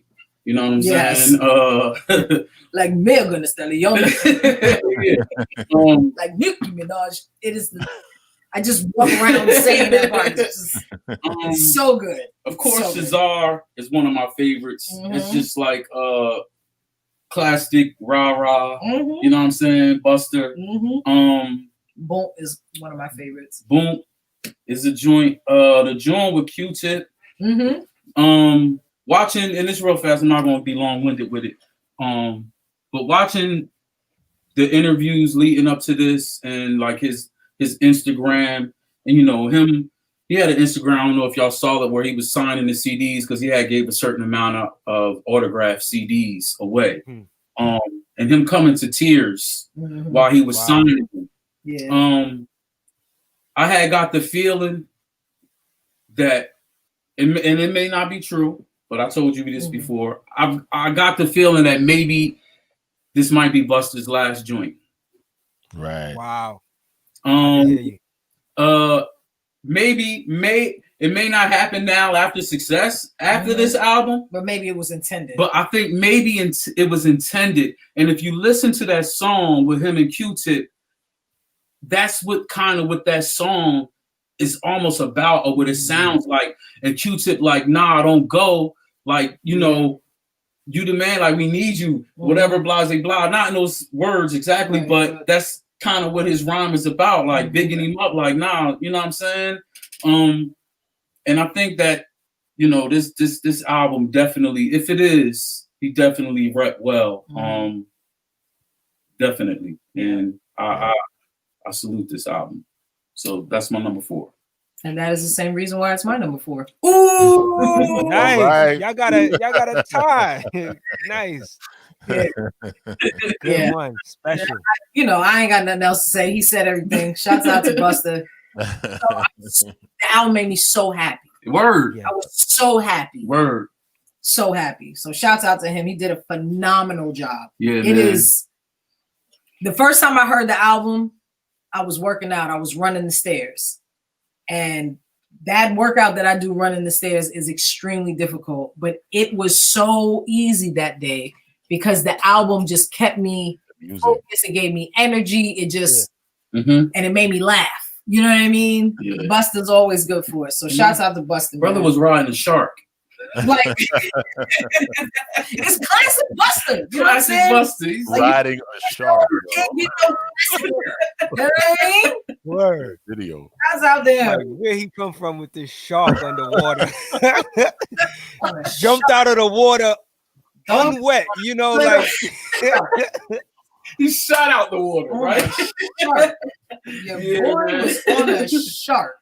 Like his sense of humor's off the charts, bro. For real. Real quick, A-level. What was your number 4? We didn't get to mine yet. Krill's. He said his number 4 was Nas. Yeah, mine was King's Disease. Pretty much for the same reasons y'all all gave, man. Like, my bad. So no, you know, that one is just evident. Like, just an overall dope album for me. Indeed. True indeed. My number 4, y'all, is The Allegory. Okay. Nice. Royce. Royce 5'9". This album came out pre-pandemic. Yes. When the pandemic hit, you know. We was waiting for it in December. I was so overwhelmed by it because it showed the growth in this brother, Royce. I mean, Book of Ryan was crazy. It was. And it was. So you see the growth from the Prime albums that he did and from the stuff he did with Eminem earlier. I'm proud of this dude, man. Like, the content, and it's very social content now. You know, he's not just rapping to be rapping anymore. You know what I mean? And it sounds like he knows how to make songs now. Like, he literally said that, you know, in an interview. One of my favorite songs on here, Overcomer, West Side Gun. Yes. He destroys that. Yes. I love West Side, but I was like, dang, man, you know, like, oh yeah. I mean, why were you on there? To air you out, bro. You know what I'm saying? Indeed. And it's all good. It's all love here, but we speak truths. Yo, rap boots. Can we speak? You know what I mean? So other song I liked, what was it? I think it was I Play Forever featuring Graph. Forever, dog. Forever, dog. Forever, dog. Yes. That beat. Wow. Yes. And what was impressive to me is that Royce did the beats. Yeah, he did the beat. Produced. I didn't know that until like I had listened to it several times, and he was like, "Yeah, some with the." Yeah, babe, you ain't know he didn't. No, I didn't know that. You're supposed to give me all the information, sir. Yeah, he did all of them. That's a good pick, man. I believe. And that's another Grammy nod as well. Yeah, shout out to Detroit, man. Royce 5'9" got a Grammy. Yeah, nominate. Yeah, it is just it's due though. Yeah, real. Like we are in this space. It's like now y'all want to listen at the age we are at. You know why? And it's like because we're in a pandemic and people got a chance. You ain't got to no listen. time. You ain't got no choice. Yeah, we ain't celebrating. We are now being forced. And well, not us, because we always sit with albums, but like all of y'all who just listen and just keep going and keep going. Now you had to sat down somewhere. That's right. And really listen. This is the perfect time for woke material, y'all. You know what I'm saying? It is. You trying to educate the people, you trying to, get some information out. This is the time. Okay. Grab Scholars Minds and Care Package. That's it. Grab it. I think what was dope about that Royce album too is its use of skits. Like it really weaved together well with the album. We don't get a lot of albums where skits are utilized in a very cohesive way with the next to the body of the music. Yeah, from the intro, Mr. Grace, into Dope Man. Dope Man. Word. I felt like I was listening to like Ice Cube, America's Most Wanted type of album. You know, I was like, wow. It was like in that same vein. It sounded like Good Kid, Mad City type of stuff. You know what I mean? Yes. Word. Yeah, listen to that first track again if y'all get a chance, because he talks about the allegory on that track, and he even gives a story. Really, really, really dope, man. Like, that album is very dense. It's very lyrically dense, so it's heavy. You got to really listen. I know. Yes. You know. Crazy. What's we on number 3? It's on me. On you. It's number 3. Benny the Butcher. Oh, right. Benny the Butcher made it that high on your list. Yes. And honestly, it was very difficult because I was going back and forth between that and From King to a God. Conway. But I and I love Conway's album. But I think Benny's subject matter is what gave it the edge. Oh, we talked about that. And you switch sides, huh? Not switch sides, but I remember us talking previously, and we was like, we kind of like agreed, was like, yo, Conway kind of, you know what I'm saying? Conway's joint was, I think the entertainment factor of From King to a God for me is what, you know what I mean? Because it's just more beat wise, you know what I'm saying? Like but the more I listen to Burden of Proof, and then we talked about it earlier today, like his subject matter, you can see the growth in Benny. And it is definitely one of the top projects of the year. It is for me, it's really good. So Burden of Proof. Well, my number 3 is Conway. Oh, my number 3 is Conway from Kings of a God. Look at that. Griselda coming in strong. Keep it Griselda. I think, you know, Griselda was all on our list last year. It was everywhere. But I think this Conway project is different from others because it just the beats. He was able. It was more of a variety of music with other producers, and the tempos changed, the BPMs of the songs, the drums were there. It was different, like you know what I'm saying, and it kind of brought out. Not that we never heard him in the elements that we heard of him on this album, but it was just so, sporadic, just out there with more of it, opposed to just that kind of one vibe. You know, you get one. He might come out with an album that got 7 joints on it, Lulu, and 5 joints got one vibe, and maybe 2 got a different vibe. The joint with Dej Loaf. That is the joint with Dej Loaf is one of my favorites. And Hit Boy did that. Hit Boy did that. Producer of the year. Of course, Lemon with Method Man. What? When Method Man showed bars? off, like he really just Juvenile Hell with Flea Lord and Havoc as the producer. That song makes me want to just fight people. And Forever Dropping Tears by Eric Sermon. Yeah. You know what I'm saying? Eric Sermon produced that joint. With El Camino, That joint is that joint right there is that's like my 3 standout joints. But overall, I mean, for it to make it number 3, it's a listener all the way through for me. So that's my number 3. Nice. Conway. Cool. All right, Krill. It's on you. So number 3. So I'll say this: my number 3 and 2 were really hard to. They kept going back and forth, but I think this is what it's going to be. So number 3 for me is Brownsville Ka, Descendants of Cain. Okay. And I'm a little biased with this one because I'm just a huge Brownsville Ka fan. He's like in my top 3 as well. And just in terms of how much he brings lyrically to the table. Like you can continuously rewind and find new bars, new things to decipher in his music. Yeah. And it's not my favorite record from him, but it definitely stands out because of what he offers as a lyricist. So Descendants of Cain, Brownsville Ka is my number 3. Shouts out to Brownsville Ka. You're right about that though. He definitely gives you the, right, listen again factor. Yeah. Shout out to Rock Marcy, as we were speaking about earlier, because it was because of Rock Marcy how I found out about Ka. Of course. And from the time, he was on Marsburg, and from that point on, I was connected, man. So yeah. True indeed. A level. King's Disease at number 3.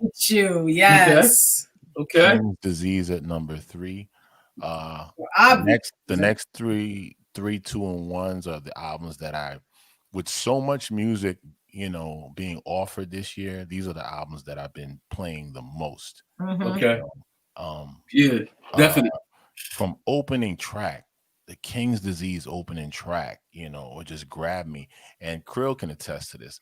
I am a huge Nas fan. I am also a huge Nas critic. Okay.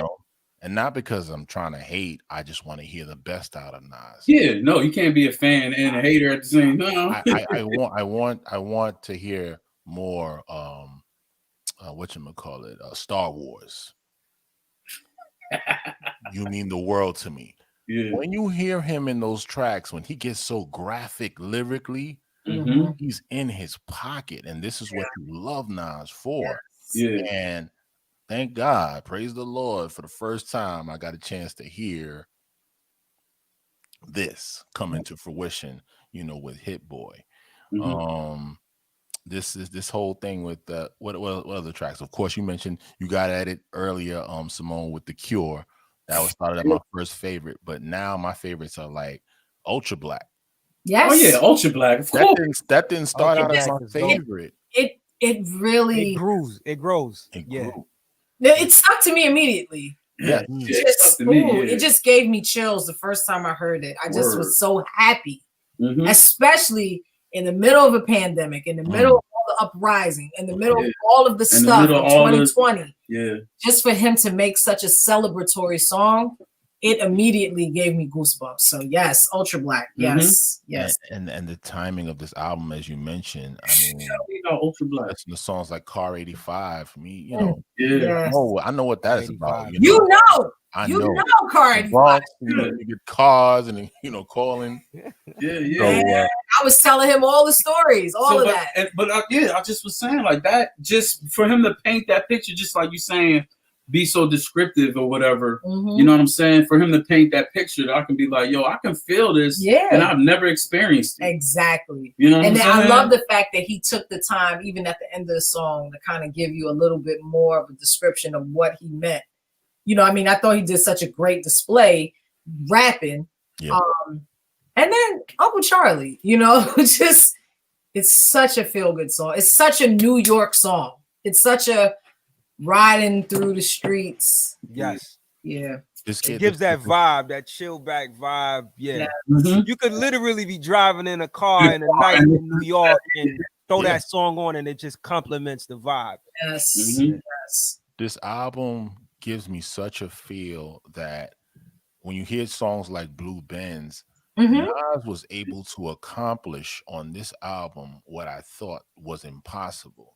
He brought a hip hop community together, millennials, and old school golden era heads. I'm like, and bring it together perfectly on this album. I'm like, wow, this is the future. That's why it made so much sense with Hit Boy. It just, it just really happened for me on this album. Yep, that's my number 3.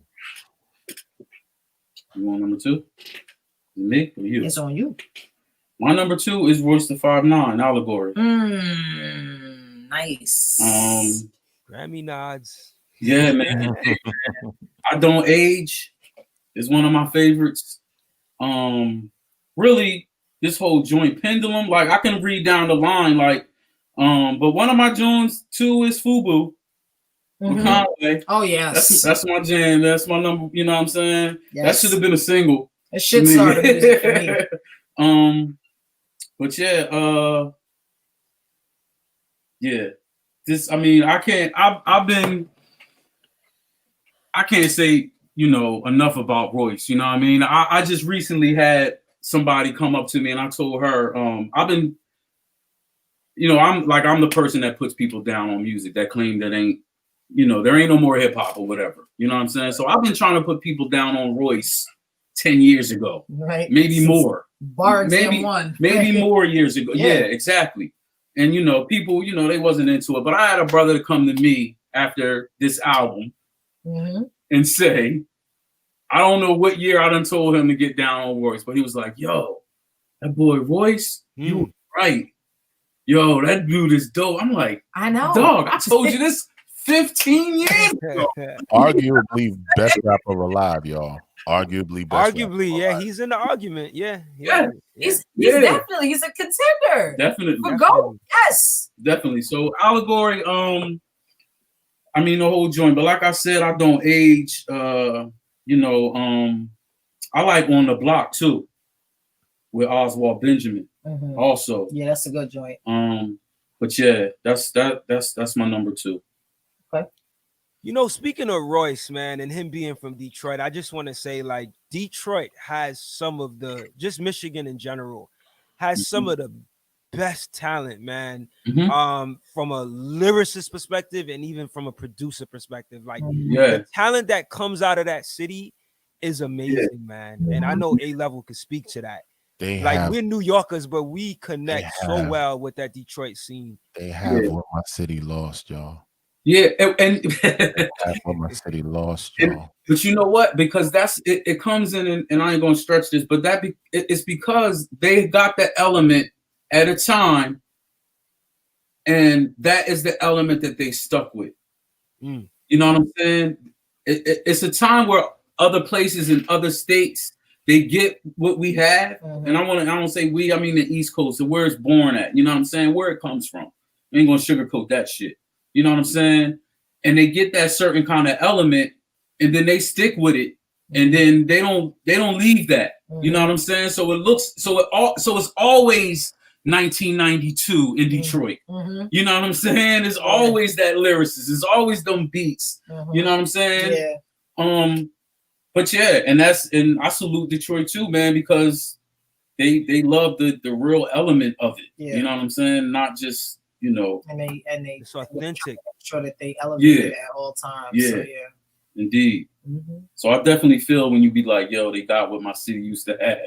I definitely feel what you coming from with that. Brother. I know. It's like just got close. I know, man. Everybody's just so like, what happened, bro? Like we used to have a sound in this town, man. Yes. Oh, that's another topic for another stream for us, and we're definitely gonna have to do that. Number 2 for me is As God Intended, Shade. Nice. Okay. That is number 2 for me. It was very difficult. That was a hard pick for me. I knew she was in the top 3. Because she gets mad burn in this house.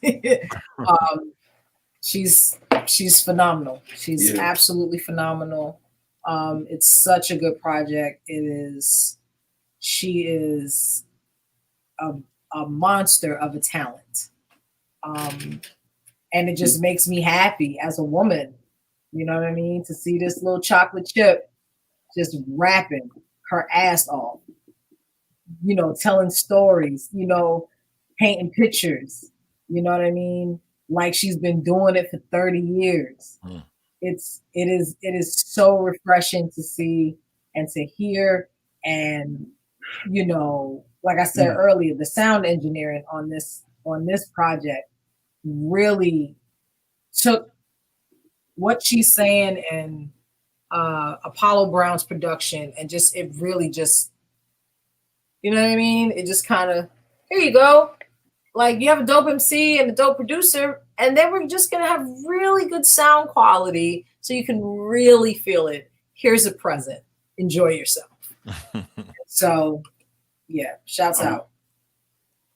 Such a dope record, man. Yeah. She has Black Thought on this album. Stupid. Like while in Planet Asia. Oh my goodness. Sky Zoo is on here. Yes. Yeah. But that Black Soul opener track, man. Come on. That's one of them joints you sing in the shower, man. Like, hey, the way he sings on that and just our energy on it. Stop talking about my number one album, man. Y'all gotta give me a chance to talk about my number one. Oh, word. Yeah. Yo, Shay Noor, I'm gonna just get it. You know, that is my number one. Wow. You know what I'm saying? Yeah, Shay Noor is my number one album. I don't think no other album, all these albums that came out, even with Busta Rhymes and all that, no album has touched me like this young girl has touched me with this album right here. To me, this is the closest thing to Illmatic that we have ever come close to, or A Word Life that we have come close to in a long ass time. Wow, that's awesome. And that's Word from that opening track. Yes. Catch me in the corner not speaking. Yeah. Yo. With the gold sample, yeah. Yes. Yo, it's so from beginning to end, like her perspective as a young woman with no father in her life, just like how she broke that down. Yo, the second song, Blood Thicker Than Water, where she describes the hood.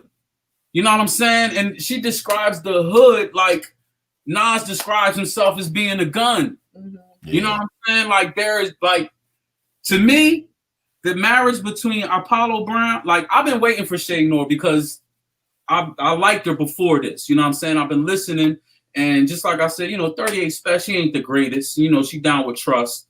And it's like she almost gets there with his production. It's like almost, but it kind of like doesn't get you. Apollo, man. Good enough. You, he knows how to get it out. Yeah. It was like, it's good enough to get you, but it's not. What she got with fucking Apollo Brown, bro. Mm-hmm. This album is, to me, man, it's a lot of albums out there, yo. But and then just how it goes off with 1994. Mm-hmm. And she was born in 94. Yeah, yeah. Like, yo. Yeah. Like the fucking one of the best years in hip hop. Yeah. Hands down. Like, she was born in, and for her to capture that in her life and bring that shit back in 2020, bro. Yeah. Yeah, man. That's my number one. That's awesome, man. She's so clear too. Like, she's not one of those MCs that you gotta like really. She gets you on that first listen. Yeah, you can grabs you. Understand her, yes. Yup. Metaphorically, that's a skill. Mm-hmm. Yeah, no doubt. She's so good. No doubt. She's so good. So I'm my bad, man. I had to, because y'all was. I can dig it, man. You get me, you got me mad hyped. I'm like, yo, I go listen to this album again and again. Like, it's in my top 10, but yeah, she's definitely flavor like that, man. Yeah, true indeed. True. But y'all go ahead with your number twos, fellas. Who's on number two? Krill. So number two, for me, is another Mellow Music release, which Shay Noor's album was on Mellow Music Group, that record label. Is Homeboy Sandman, Don't Feed the Monster. Okay. Now, I have to, the reason why I'm saying that, this is my favorite Homeboy Sandman album. Mm-hmm. Yeah.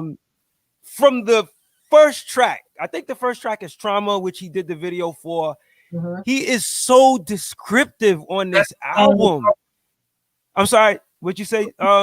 What's that song about? What's Trauma about? Is that it's about trauma? Yeah. And the depths of it.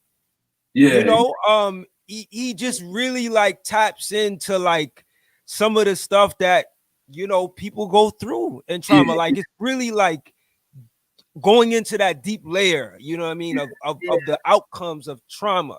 Mm-hmm. And there's a video out for it. Mm-hmm. I mean, like, almost every track on the album is descriptive like that. He has tracks that like that. Just talk about like everyday common subjects, you know. But it's just like Shay Noor, like his expression is extremely clear, and the subject matter is so relatable to like challenges that other people go through. You know, it's one of those albums he's talking about his challenges, but you know, a number of people could probably relate to those challenges, and he just displays it so eloquently. It's one of my favorite albums from him. See, and I listened to the joint, and it just like we talk about how so much music out. It's like if it, and it's not that album is not dope, but it kind of like I kind of like forgot about it. Yeah, it kind of just number one, and I'm like, damn, I was listening to that. Or number two, and I was listening to that joint. I was like, damn, I forgot about that joint. You know what I'm saying? But yeah, that's definitely a dope pick because I thought it was a song on there that I can't really remember what it was about, but it had really grabbed me, and I didn't know whether that was the joint. But yeah. Shouts out to homeboy Sam, man. He's a dope artist. Yeah, man. Niggas that put their brain to some shit. Yes. Thank you. Using your brain. Thank you. Word. A level. What you got? I got a written testimony. Jay Electronica. There you go. Okay. Okay. I don't care about the Jay-Z collab, y'all. I don't care about the Jay-Z collaboration. Yeah. I'm not one of those. I get it. You were waiting 13 years and you don't want to hear that. I get that. But if you actually listen to the album, from start to finish, it has one of the greatest intros that I've heard in a long time. It's very epic from the opening of it when you hear the minister, you know, talking and going into the Ghost of Soldier Slim. Yeah. Goodbye. Goodbye. And for me, it's just like, you know, I get it. It's just the hype behind why it took this long for you to collaborate with Jay-Z. A lot of people couldn't get past that. But if you really listen to the album, Jay's really not saying anything more deeper or crazier than Jay Elect. If you he's not. He's not at all. Actually, people are kind of overwhelmed and surprised that he can actually keep pace with Jay Elect, and that's what people were kind of turned off by, you know. And I get that, but if you listen to tracks like "The Blinding," Hit Boy, that is a strong song.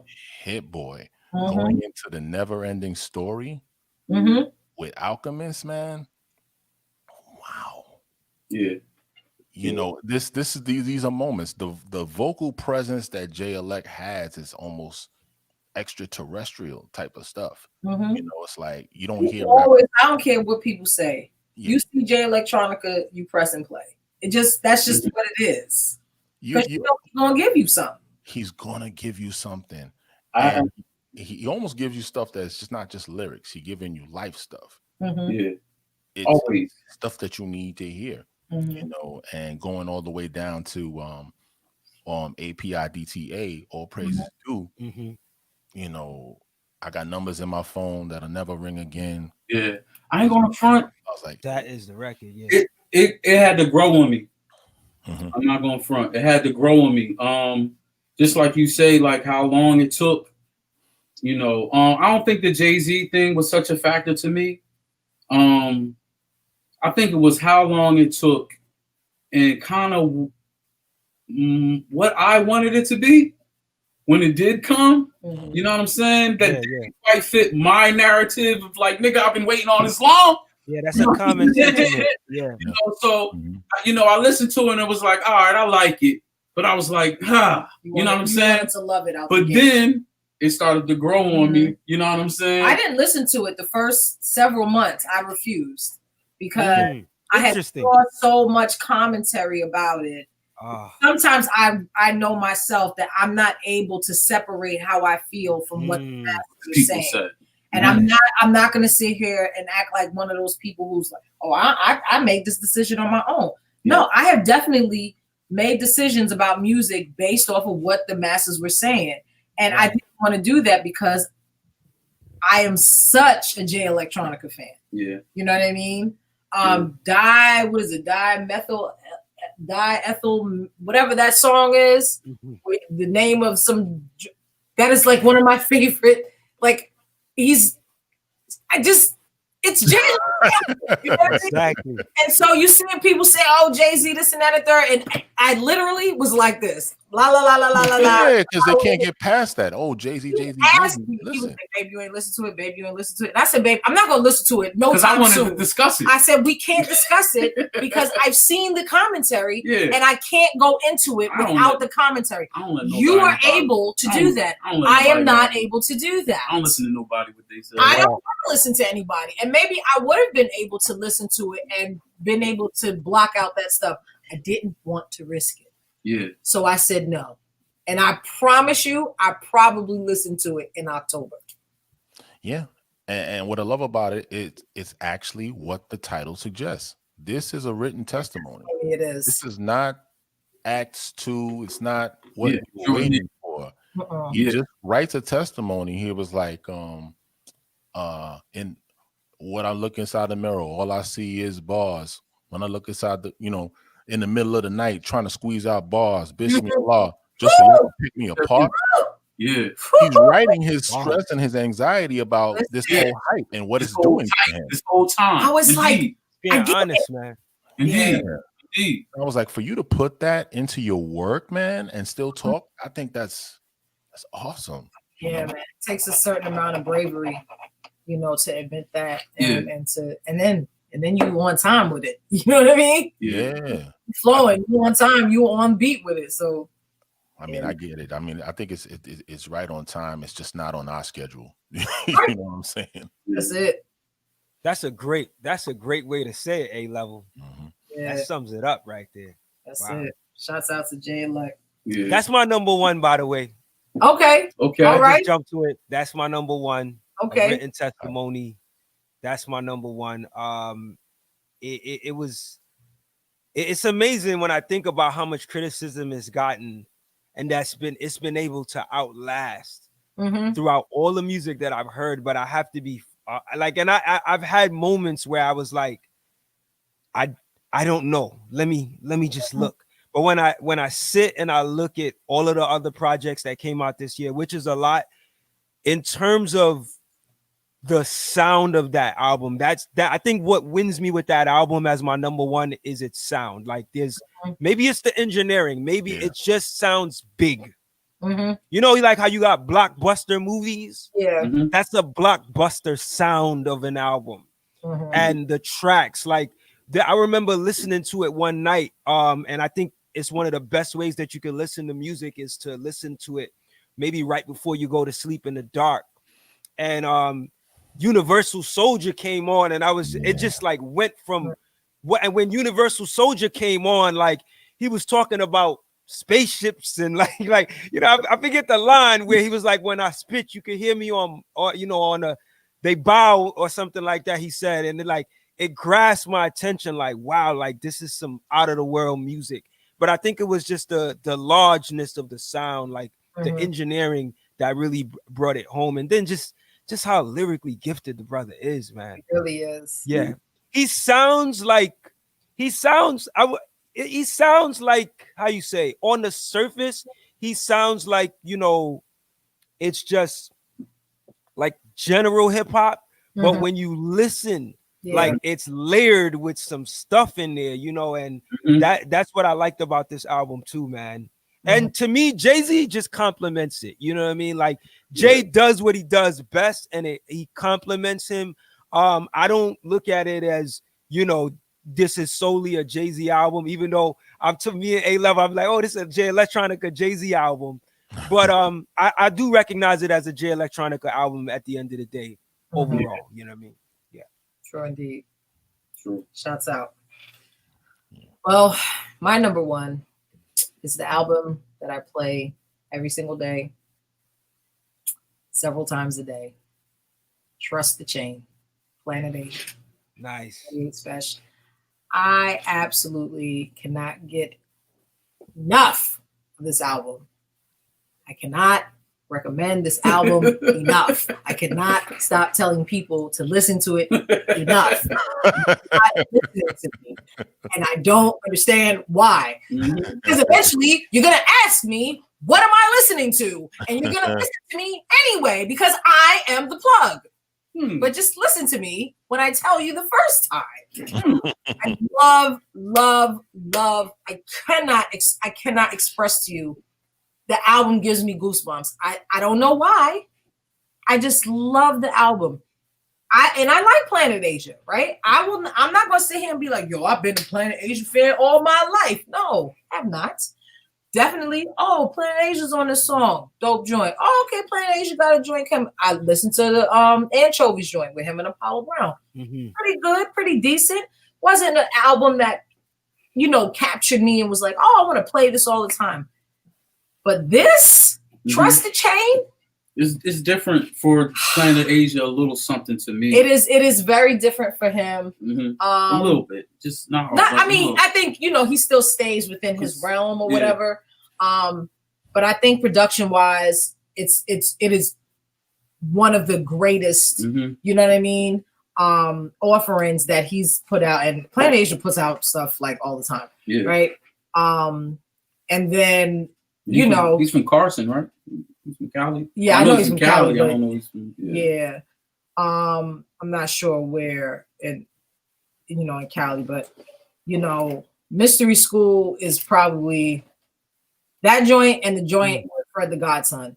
Rest in peace to Fred. Fred, yeah. Fred the Godson's verse on that song. Yeah. I love that verse so much that I actually took the opening bars and just posted it on my Facebook page because everyone needs to just understand what he's saying. Okay. He's just spitting rest in peace to the God. Yo, Fred is, rest in peace to Fred, man. But I was checking Fred a few years ago, listening, Fred was he made the Bronx proud, man. He was about to.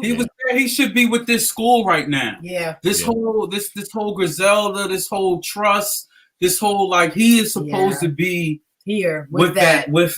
You know what I'm saying? It's so sad because his last album from last year, I can't remember what the title was. God Level was God. He did an album with Joel Ortiz too that was really dope. It almost made my list. Hard. That was last year. That was on my list last year. I'm talking about the one with Joel. I'm talking about the one with Joel and Gorilla Glue and Crooked Eye. I'm sorry. That was on both our lists last year. We couldn't stop talking about that album. We played it all the time. I play it when I'm cooking chicken upstairs.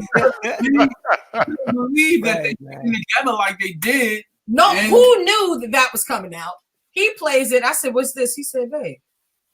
It came out early in the year too. Early 2019, right? Early 20. Early, yeah. It carried us to the point where we put it in the top 10. Yeah, nice. That joint was amazing. Word. Rest in peace to him, man. We definitely lost a huge talent. Yep. In him. Extremely.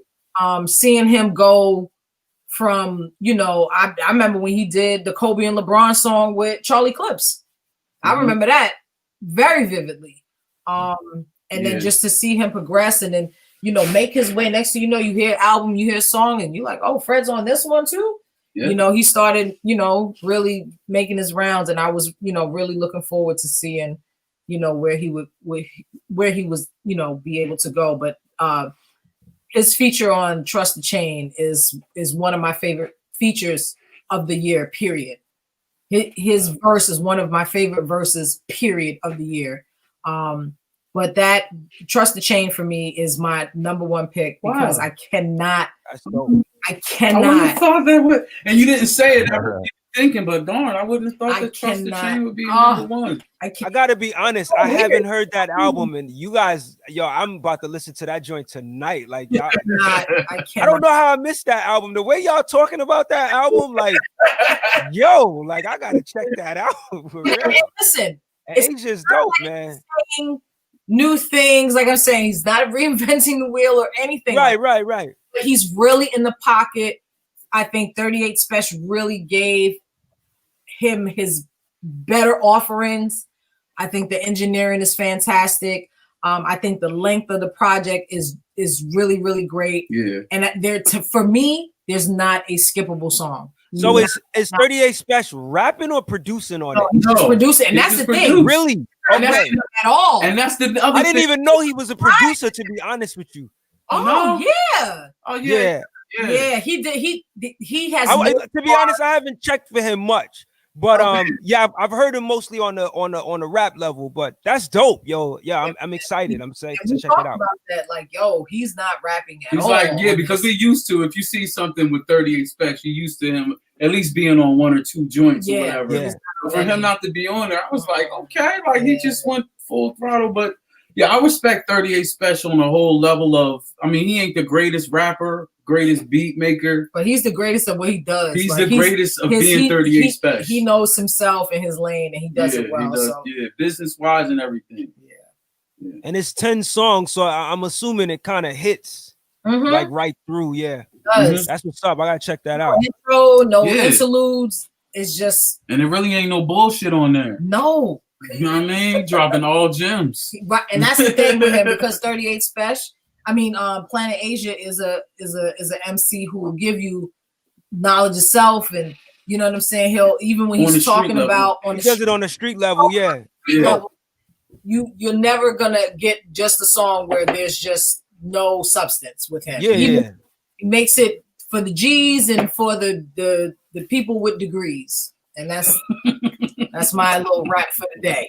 He put out how many projects this year? I know it's at least 3. Talk about it. 3 this year. I believe he put out 3. Yeah, he put out Pharaoh's Chain just recently. I haven't even listened to it yet. With Mussolini, and there was put out a project like maybe a week ago. Another project like PA just keeps it going, man. Yeah, that's what's up. All right, A-Level, you taking us out of here. Well, you say you're finishing the countdown for us. Finishing the countdown. There's one thing to have, that as my number 2, but to get 2 Jay Electronica albums, Act 2, 6 months, gotta be number 1. Patents of Nobility, Act 2. I knew it. When you put Written Testimony as 2, I knew that was coming as 1. You got to. I mean, the way if I play this record plays out like a piece of art. Yeah. It's not even just a rap album. It's the way he has the intros. It's reminiscent of what happened when he first came out. When you heard Act 1, The Turn, and all these things. When you just hear pieces of instrumentals and these interludes and just talking and stuff that leads to more songs where he's actually just rapping. And it doesn't feel like he's even rapping. It feels like he's talking to you. It starts out with True Magic. I mean, sometimes I don't know what to say. It's a genuine miracle that I woke up today. Right. So I got up to pray. Wow. You know what I'm saying? And then he's talking about how people are, John the Revelator, but you can't even speak to a stranger on the elevator. Like this is just the reminder of the brilliance of why we really love this guy. You know what I'm saying? And going into Dinner at Tiffany's and how that seamlessly plays into Shiny Suit Theory. That plays into Shiny Suit Theory. That's the way it was meant to play out. Yeah, that's the way it was supposed to play out. And I know he had this whole thing of where he didn't really want people to hear it, and he had anxieties about it. So he kept trying to block it, and for people to actually like it the way they loved it, it's crazy. But my song on there, the favorite song, is Bonnie and Clyde. Yeah, Bonnie and Clyde. Wow, that sample is ridiculous. I'm still trying to find out who produced that. I don't know if it was Jay Elect that did that. Yeah. But how do you just take it? Huh? I was gonna say it's probably him. Yeah. How do you take a French sample? They're speaking French on there. Yeah. Bonnie Parker and Clyde Barrow. Bonnie and Clyde. That sample is funny. Only Jay Elect could make a record like that work. You know what I'm saying? It takes a nation of millions to sabotage you, but only one Benedict can sabotage you. You ever heard of Malcolm Little ask Elijah? I was like, yikes. Yikes. Right. Yeah. Go went after him. I was like, dude, man. So and then you take it all the way to Welcome to Knightsbridge. You know, the album is rough. It's not mixed. Right. Yeah. Not anything. You know, the mixing is the MO. It is what it is. He's been doing this for 13 years. I don't know why we're expecting anything else. He just puts out the stuff the way you put it out, you know. Just accept him for who he is. And in all reality, like that album only came out because the fans made it push for it, you know. Mm-hmm. And it's technically not officially on any other platforms, but I'm glad that, like A-Level said, we got a chance to hear it this year. Yeah, yeah. And I mean, the last song is one of my favorites as well too. Run and Hide, featuring the Bullets. You know, it's great. Those are songs. Those are albums I've been bumping. Okay. There it is. J-Elect number one. Huh? J-Elect number one. That's what's up. We got a good round. Yeah. Of especially the top five. We got a bunch of different avenues in hip hop. Which was great. Now, we definitely over 2 hours, but look, let's just throw out some honorable mentions, right? Yeah. Let's just throw out some honorable mentions. One of my honorable mentions is Lupe. Oh. Well, I will never. Yes. Oh, is that which project is that? Is that that's the joint with him and Kaylin Ellis or something like that? Yeah, it's called House. Yeah, dope. Yeah, that joint is dope. I mean, and it's only forgot about that. Yeah, but that joint is dope. Mm-hmm. Yeah, that's definitely one of my favorite honorable mentions. Yeah. What do y'all like about it? Like, what is it about that project that really grabs your attention, other than what Lupe usually gives? For me, I think it's just other than just like you saying with Lupe, because I Lupe, I feel Lupe. Mm-hmm. I like the subject. I mean, it's hip hop to me. Like it's conceptual, right? It has a theme to it.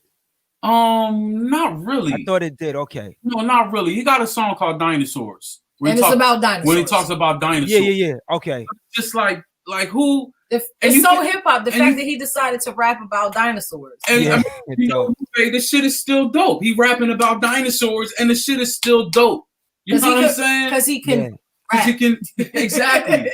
He's rapping about it's a song called Shoes, where he's rapping about standing in line. Right. I mean, overnight, waiting for the latest release, and then he got Virgil on in between. There's no hook on it or nothing like that. Yeah. He got Virgil talking about making a shoe for Ahmaud Arbery. Right. I remember that. Racist crackers. While he was jogging. But yeah, I definitely that was definitely one of my, and I think it's only like 4 joints, maybe 5 joints on there, but that definitely. Is it's an honorable mention, yeah. I'm gonna just throw a couple of mine out there. We don't even got to discuss. Mick Jenkins, The Circus. Yes, that is honorable mention. Yes. For me. The Opioid Era. Yes, is an honorable mention. Nick Grant. The Locks, Living Off Experience. Yes. Yeah, and Styles P. Ghost Your Enthusiasm. Styles P. Yes. Is one of my honorable mentions, man. Nice. That those joints was in rotation, maybe not as rotation as my 10, but those joints was in some rotation there too. Yeah. I'm gonna just throw out my honorable mentions. I'm not gonna go into detail, but I'm gonna just give the names. So Sky Zoo Milestones, definitely Midas the Beast, Where the Sidewalk Ends. Okay. Really dope project. Craig G put out an album called The Fragile Ego. Really love that too. I forgot about that. Yeah, it's conceptual too. Lyric Jones, Closer Than They Appear.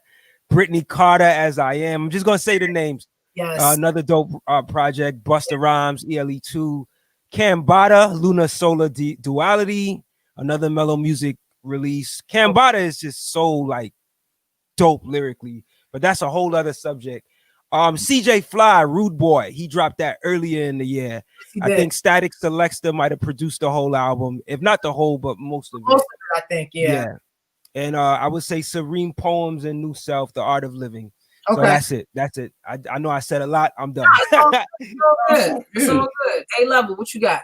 Not too many honorable mentions. I have 7 Times Down, 8 Times Up as one. I've been playing that album, of course, because Elzhi is just a genius that he is. I can't say that the production and the mixing on that album, I was really too pleased with it. You know, it was very muddy kind of album to listen to, and so for me to sustain my attention for too long, you know. I haven't really come across a very entertaining Elzhi album beat wise since, like, you know, Elmatic, the preface, you know, like, it's not, you know, when you listen to records like Motown 25 and, you know, the Leftover stuff, like I'm just really looking forward to stuff like that where his music sounds more clearer, you know, and audible and a little bit more entertaining, you know. But other than that, you know, that 7 Times Down, 8 Times Up was dope. Another one of mine was Russ Chomp. Yes. Shout out to Russ, man. Honorable mention for me, man. That joint was fucking tough as hell, like, y'all. Ridiculous. And it was kind of like late in the game, a little something. Yeah, and it long ago. Yeah, it kind of could have like 5 joints on there, right? It was, yeah.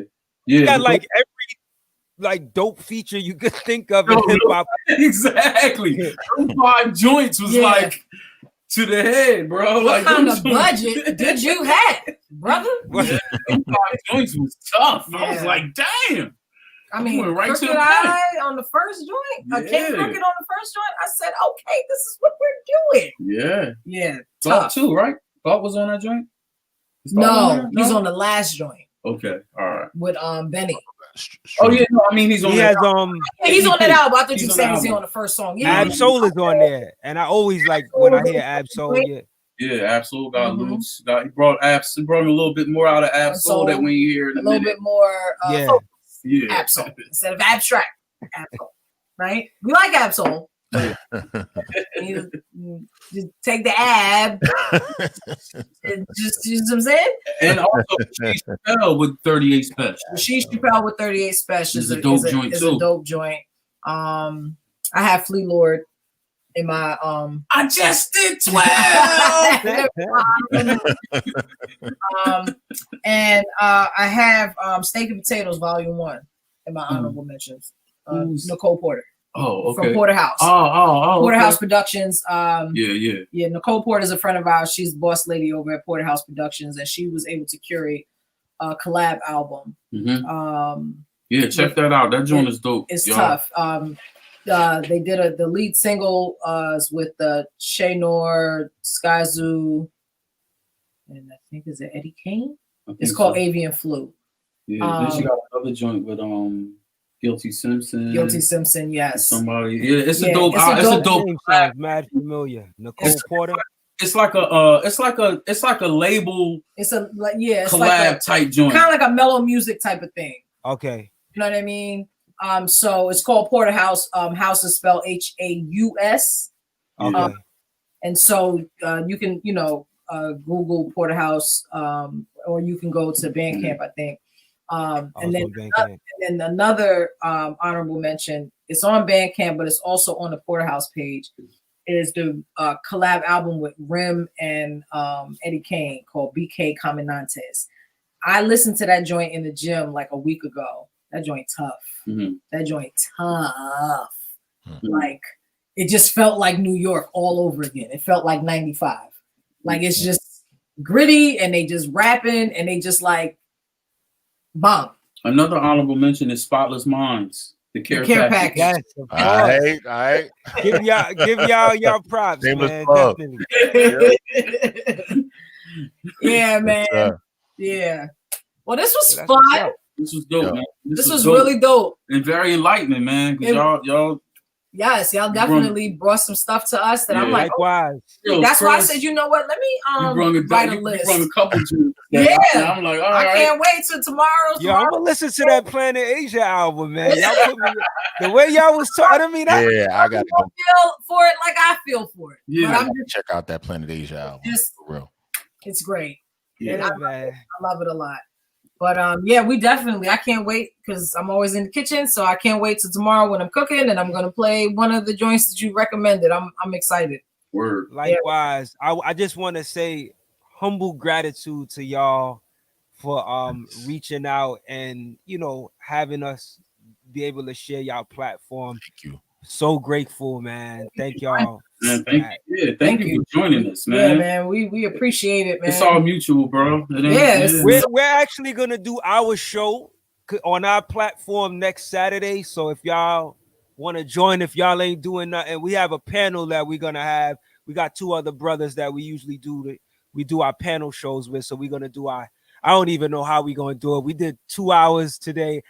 Ah, man. I don't even know. Like, that might be a 4-hour show. I don't know, A-Level, but we're gonna have to work it out. You know what I mean? Because we plan to eat. I got so much more I want to give, but I just want to say thank y'all so much again, man. Thank you for joining us, man. Appreciate it. I just love how you guys look on camera. You guys are the hip hop Huxtables right there. You know what I'm saying? He's talking about listening to hip hop music and frying some chicken, man. That's dope. Yeah, man. Yeah, love it. Thing to come home from work and chicken is frying and Shay Nora playing, and as I approach the door. it happens all the time when he comes home. It's always something, dope. Like what Biggie was saying, who would have ever thought that hip hop would come this far? You know what I'm saying?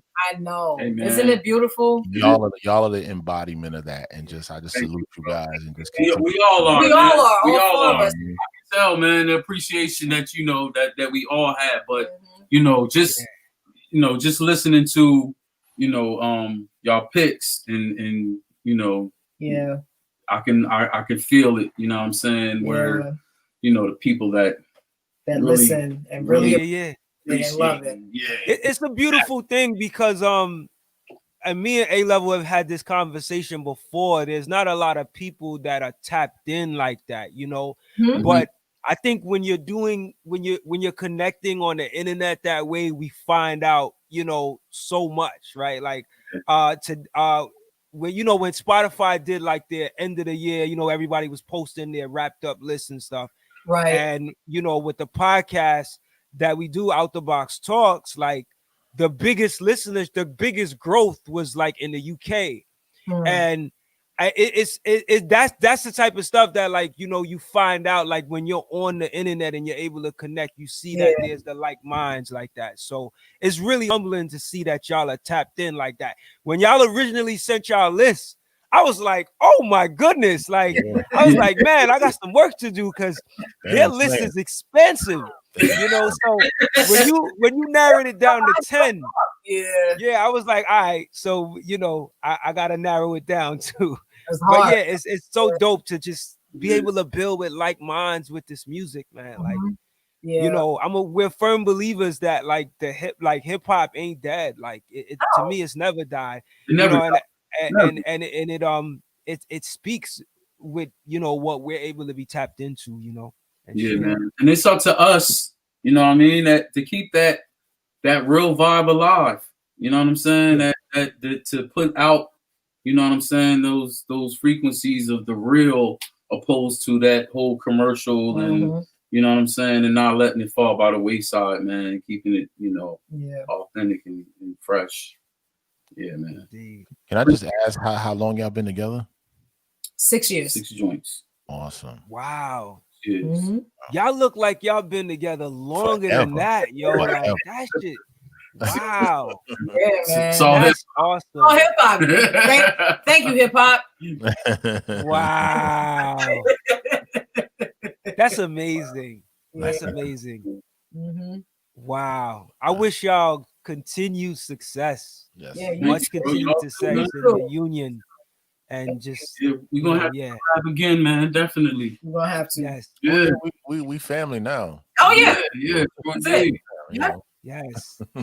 So what you want to let the people know, and you're gonna be letting me know at the same time when let the people know where they can find you guys. Y'all find y'all what time y'all come on. You know, dope. So we are okay. So our end of the year, best of the year, best albums of the year or favorite albums of the year show is going to be next Saturday, same time around 9:00. It's going to be on Out the Box TV on our YouTube channel. And also got a podcast that airs on Spotify, Apple Podcasts, Anchor.fm. It's called Out the Box Talks, and it's spelled OUTDABOX Talks. We do a number of artist interviews and we do talk shows. Some of the shows that we put up on YouTube also goes into the audio podcast. But I would say the website is outtheboxmedia.com. And again, it's spelled OUTDABOX media.com. We're on Instagram at Out the Box Media, Facebook at Out the Box Radio. Join our community. Hip Hop Thinks Out the Box. Yeah, the Facebook group. Yeah. Okay. So yeah, we got a lot got a lot going on. I have to say this year has been probably my most consistent year ever for Out the Box. We started doing artist interviews.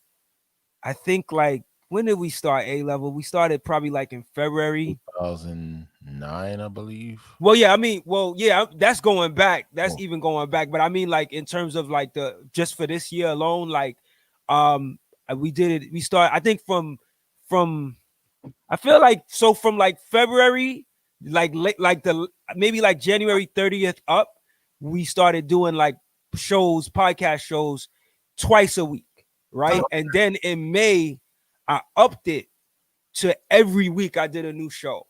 So I mean, I just finished the last artist interview of the year, and I did an interview with Brittany Carter. That's episode 57. So this year's been crazy, man. Like I've never worked this hard for Out the Box. Like it never done it like this. So it's been amazing. Yeah. It's been COLLAB's brung blessings also, right? Yes. Yeah, I think being able to be home and I really took advantage of that whole opportunity to connect with people through the podcast. Yeah, true indeed. So and I'm sorry, but so there is no particular day that all right. In terms of what you mean, the show? Yeah, the show. So the live YouTube show we're gonna do next week is gonna be next Saturday. Yeah, at 9 p.m. and you guys are more than welcome to join.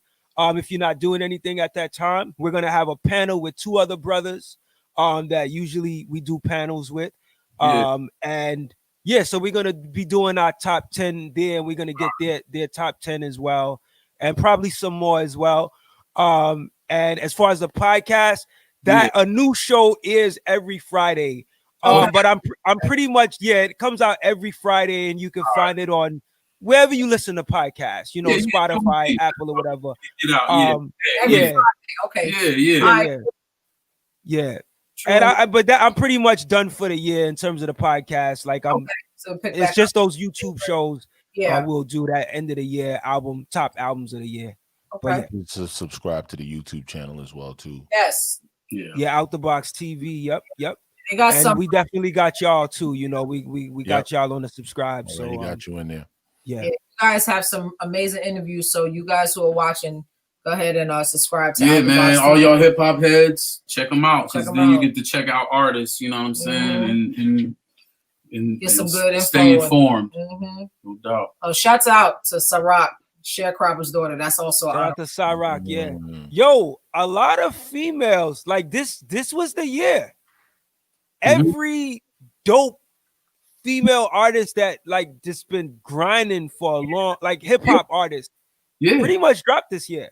Because even Bahamadia is coming out. Or if she didn't come out yesterday, right? I didn't know that. Yeah, Bahamadia. Wow. Okay. I was in the group. Wow. Last time she dropped, she says it on the thing. She was like, and I did this joint on my phone. Like she recorded an album on her phone, and she. That's my favorite female MC, man. Oh yeah, Bahamadia. Yeah, man. She's amazing. I love her so much. All right, fellas. Thank you so much. Thank you guys who out in land and cyberland. Thank you for tuning in. Internets. Internets, right? Because it's more than one, so it's at least two, right? Yes. The fiber optics and all that. You know what I'm saying? And you ain't got to edit it, so it's live. You know, it stays up. I know that. Oh, so out here was like 2 camera angles. Put a filter. Like I ain't got to do no editing. And I was like, what? Oh, thank you. Thank you so much.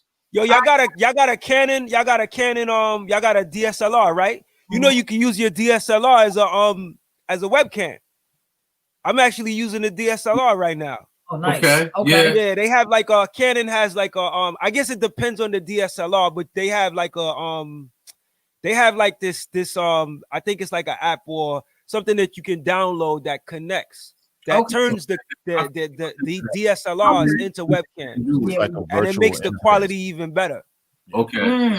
Okay. Because you know the DSLR qualities are like top notch. You know, no I know that. I know you said you had a DSLR, so look into that. Yeah, thank you again. More information. Thank you. I learned it this year. I was like, this was the first year I went live, so I was trying to figure out. A-Level knows how particular and so you was doing pre-recording before. Yeah, we used to do a lot of like the YouTube shows, all the interviews we done. All of that was like out in the field, pre-recording. And I honestly got tired of the editing, man. It takes a lot out of you.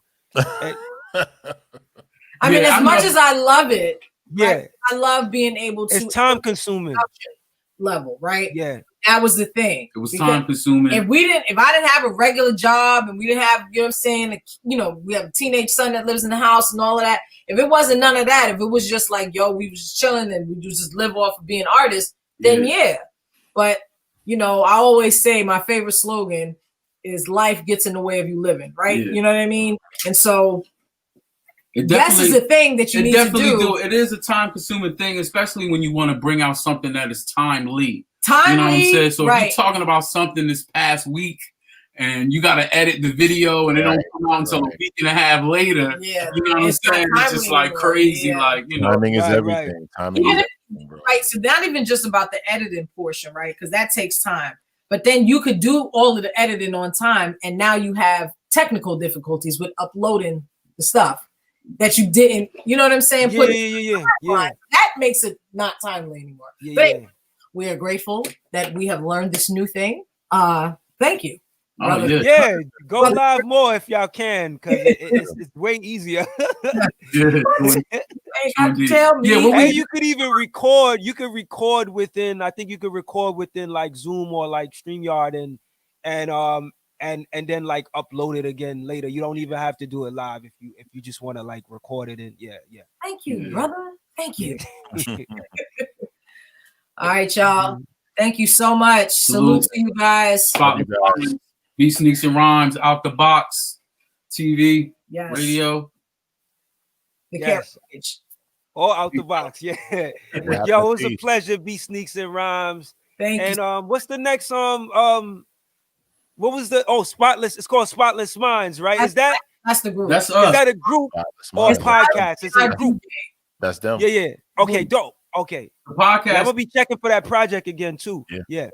Please, man. I'm sure y'all won't be disappointed. It's on all streaming platforms. Nice. Listen, it's on Bandcamp. So both of our projects are. We put out a project in our debut project. We put it out in 2017. It's called Lacuna. In fact, man, I would love. I mean, not on a I would love to hear y'all feedback. Yeah. Just on it. If you just hit me back like, yo, I wasn't feeling that shit, or right. I would love. It's funny because it came up in my Bandcamp search, and I was like, the name sound familiar, and I realized it was y'all. So yeah, thank you. Yeah, like it did. Like I put certain filters when I want to look for certain songs in Bandcamp, and it eventually came up in one of the filters that they have. So I'm gonna check that out. From what you said that you like, you'll definitely feel the care package, bro. Yeah. I got a chance to skim through some of it. It's just so much music. I haven't like tapped into everything, but I'm definitely gonna check that out, and I'll let y'all know for real. That's peace. Thank you. All right, we out. I'm hungry. Happy holidays. Happy holidays to you guys. Happy holidays, y'all. Enjoy it. Y'all Thank stay y'all safe. again. Mask up, gloves on, all that. Hand sanitizer. Stay away from crazy people. All that. And listen, I want some chicken. I want some chicken. Hey, when COVID is over, I got you. Got the Coca-Cola, I got the strawberry champagne pound cake and some chicken. I got you. Big shout out to B again for hooking this up. Yeah, Yes. I can't thank you enough. Honey. All right, peace, y'all. All right. Love y'all.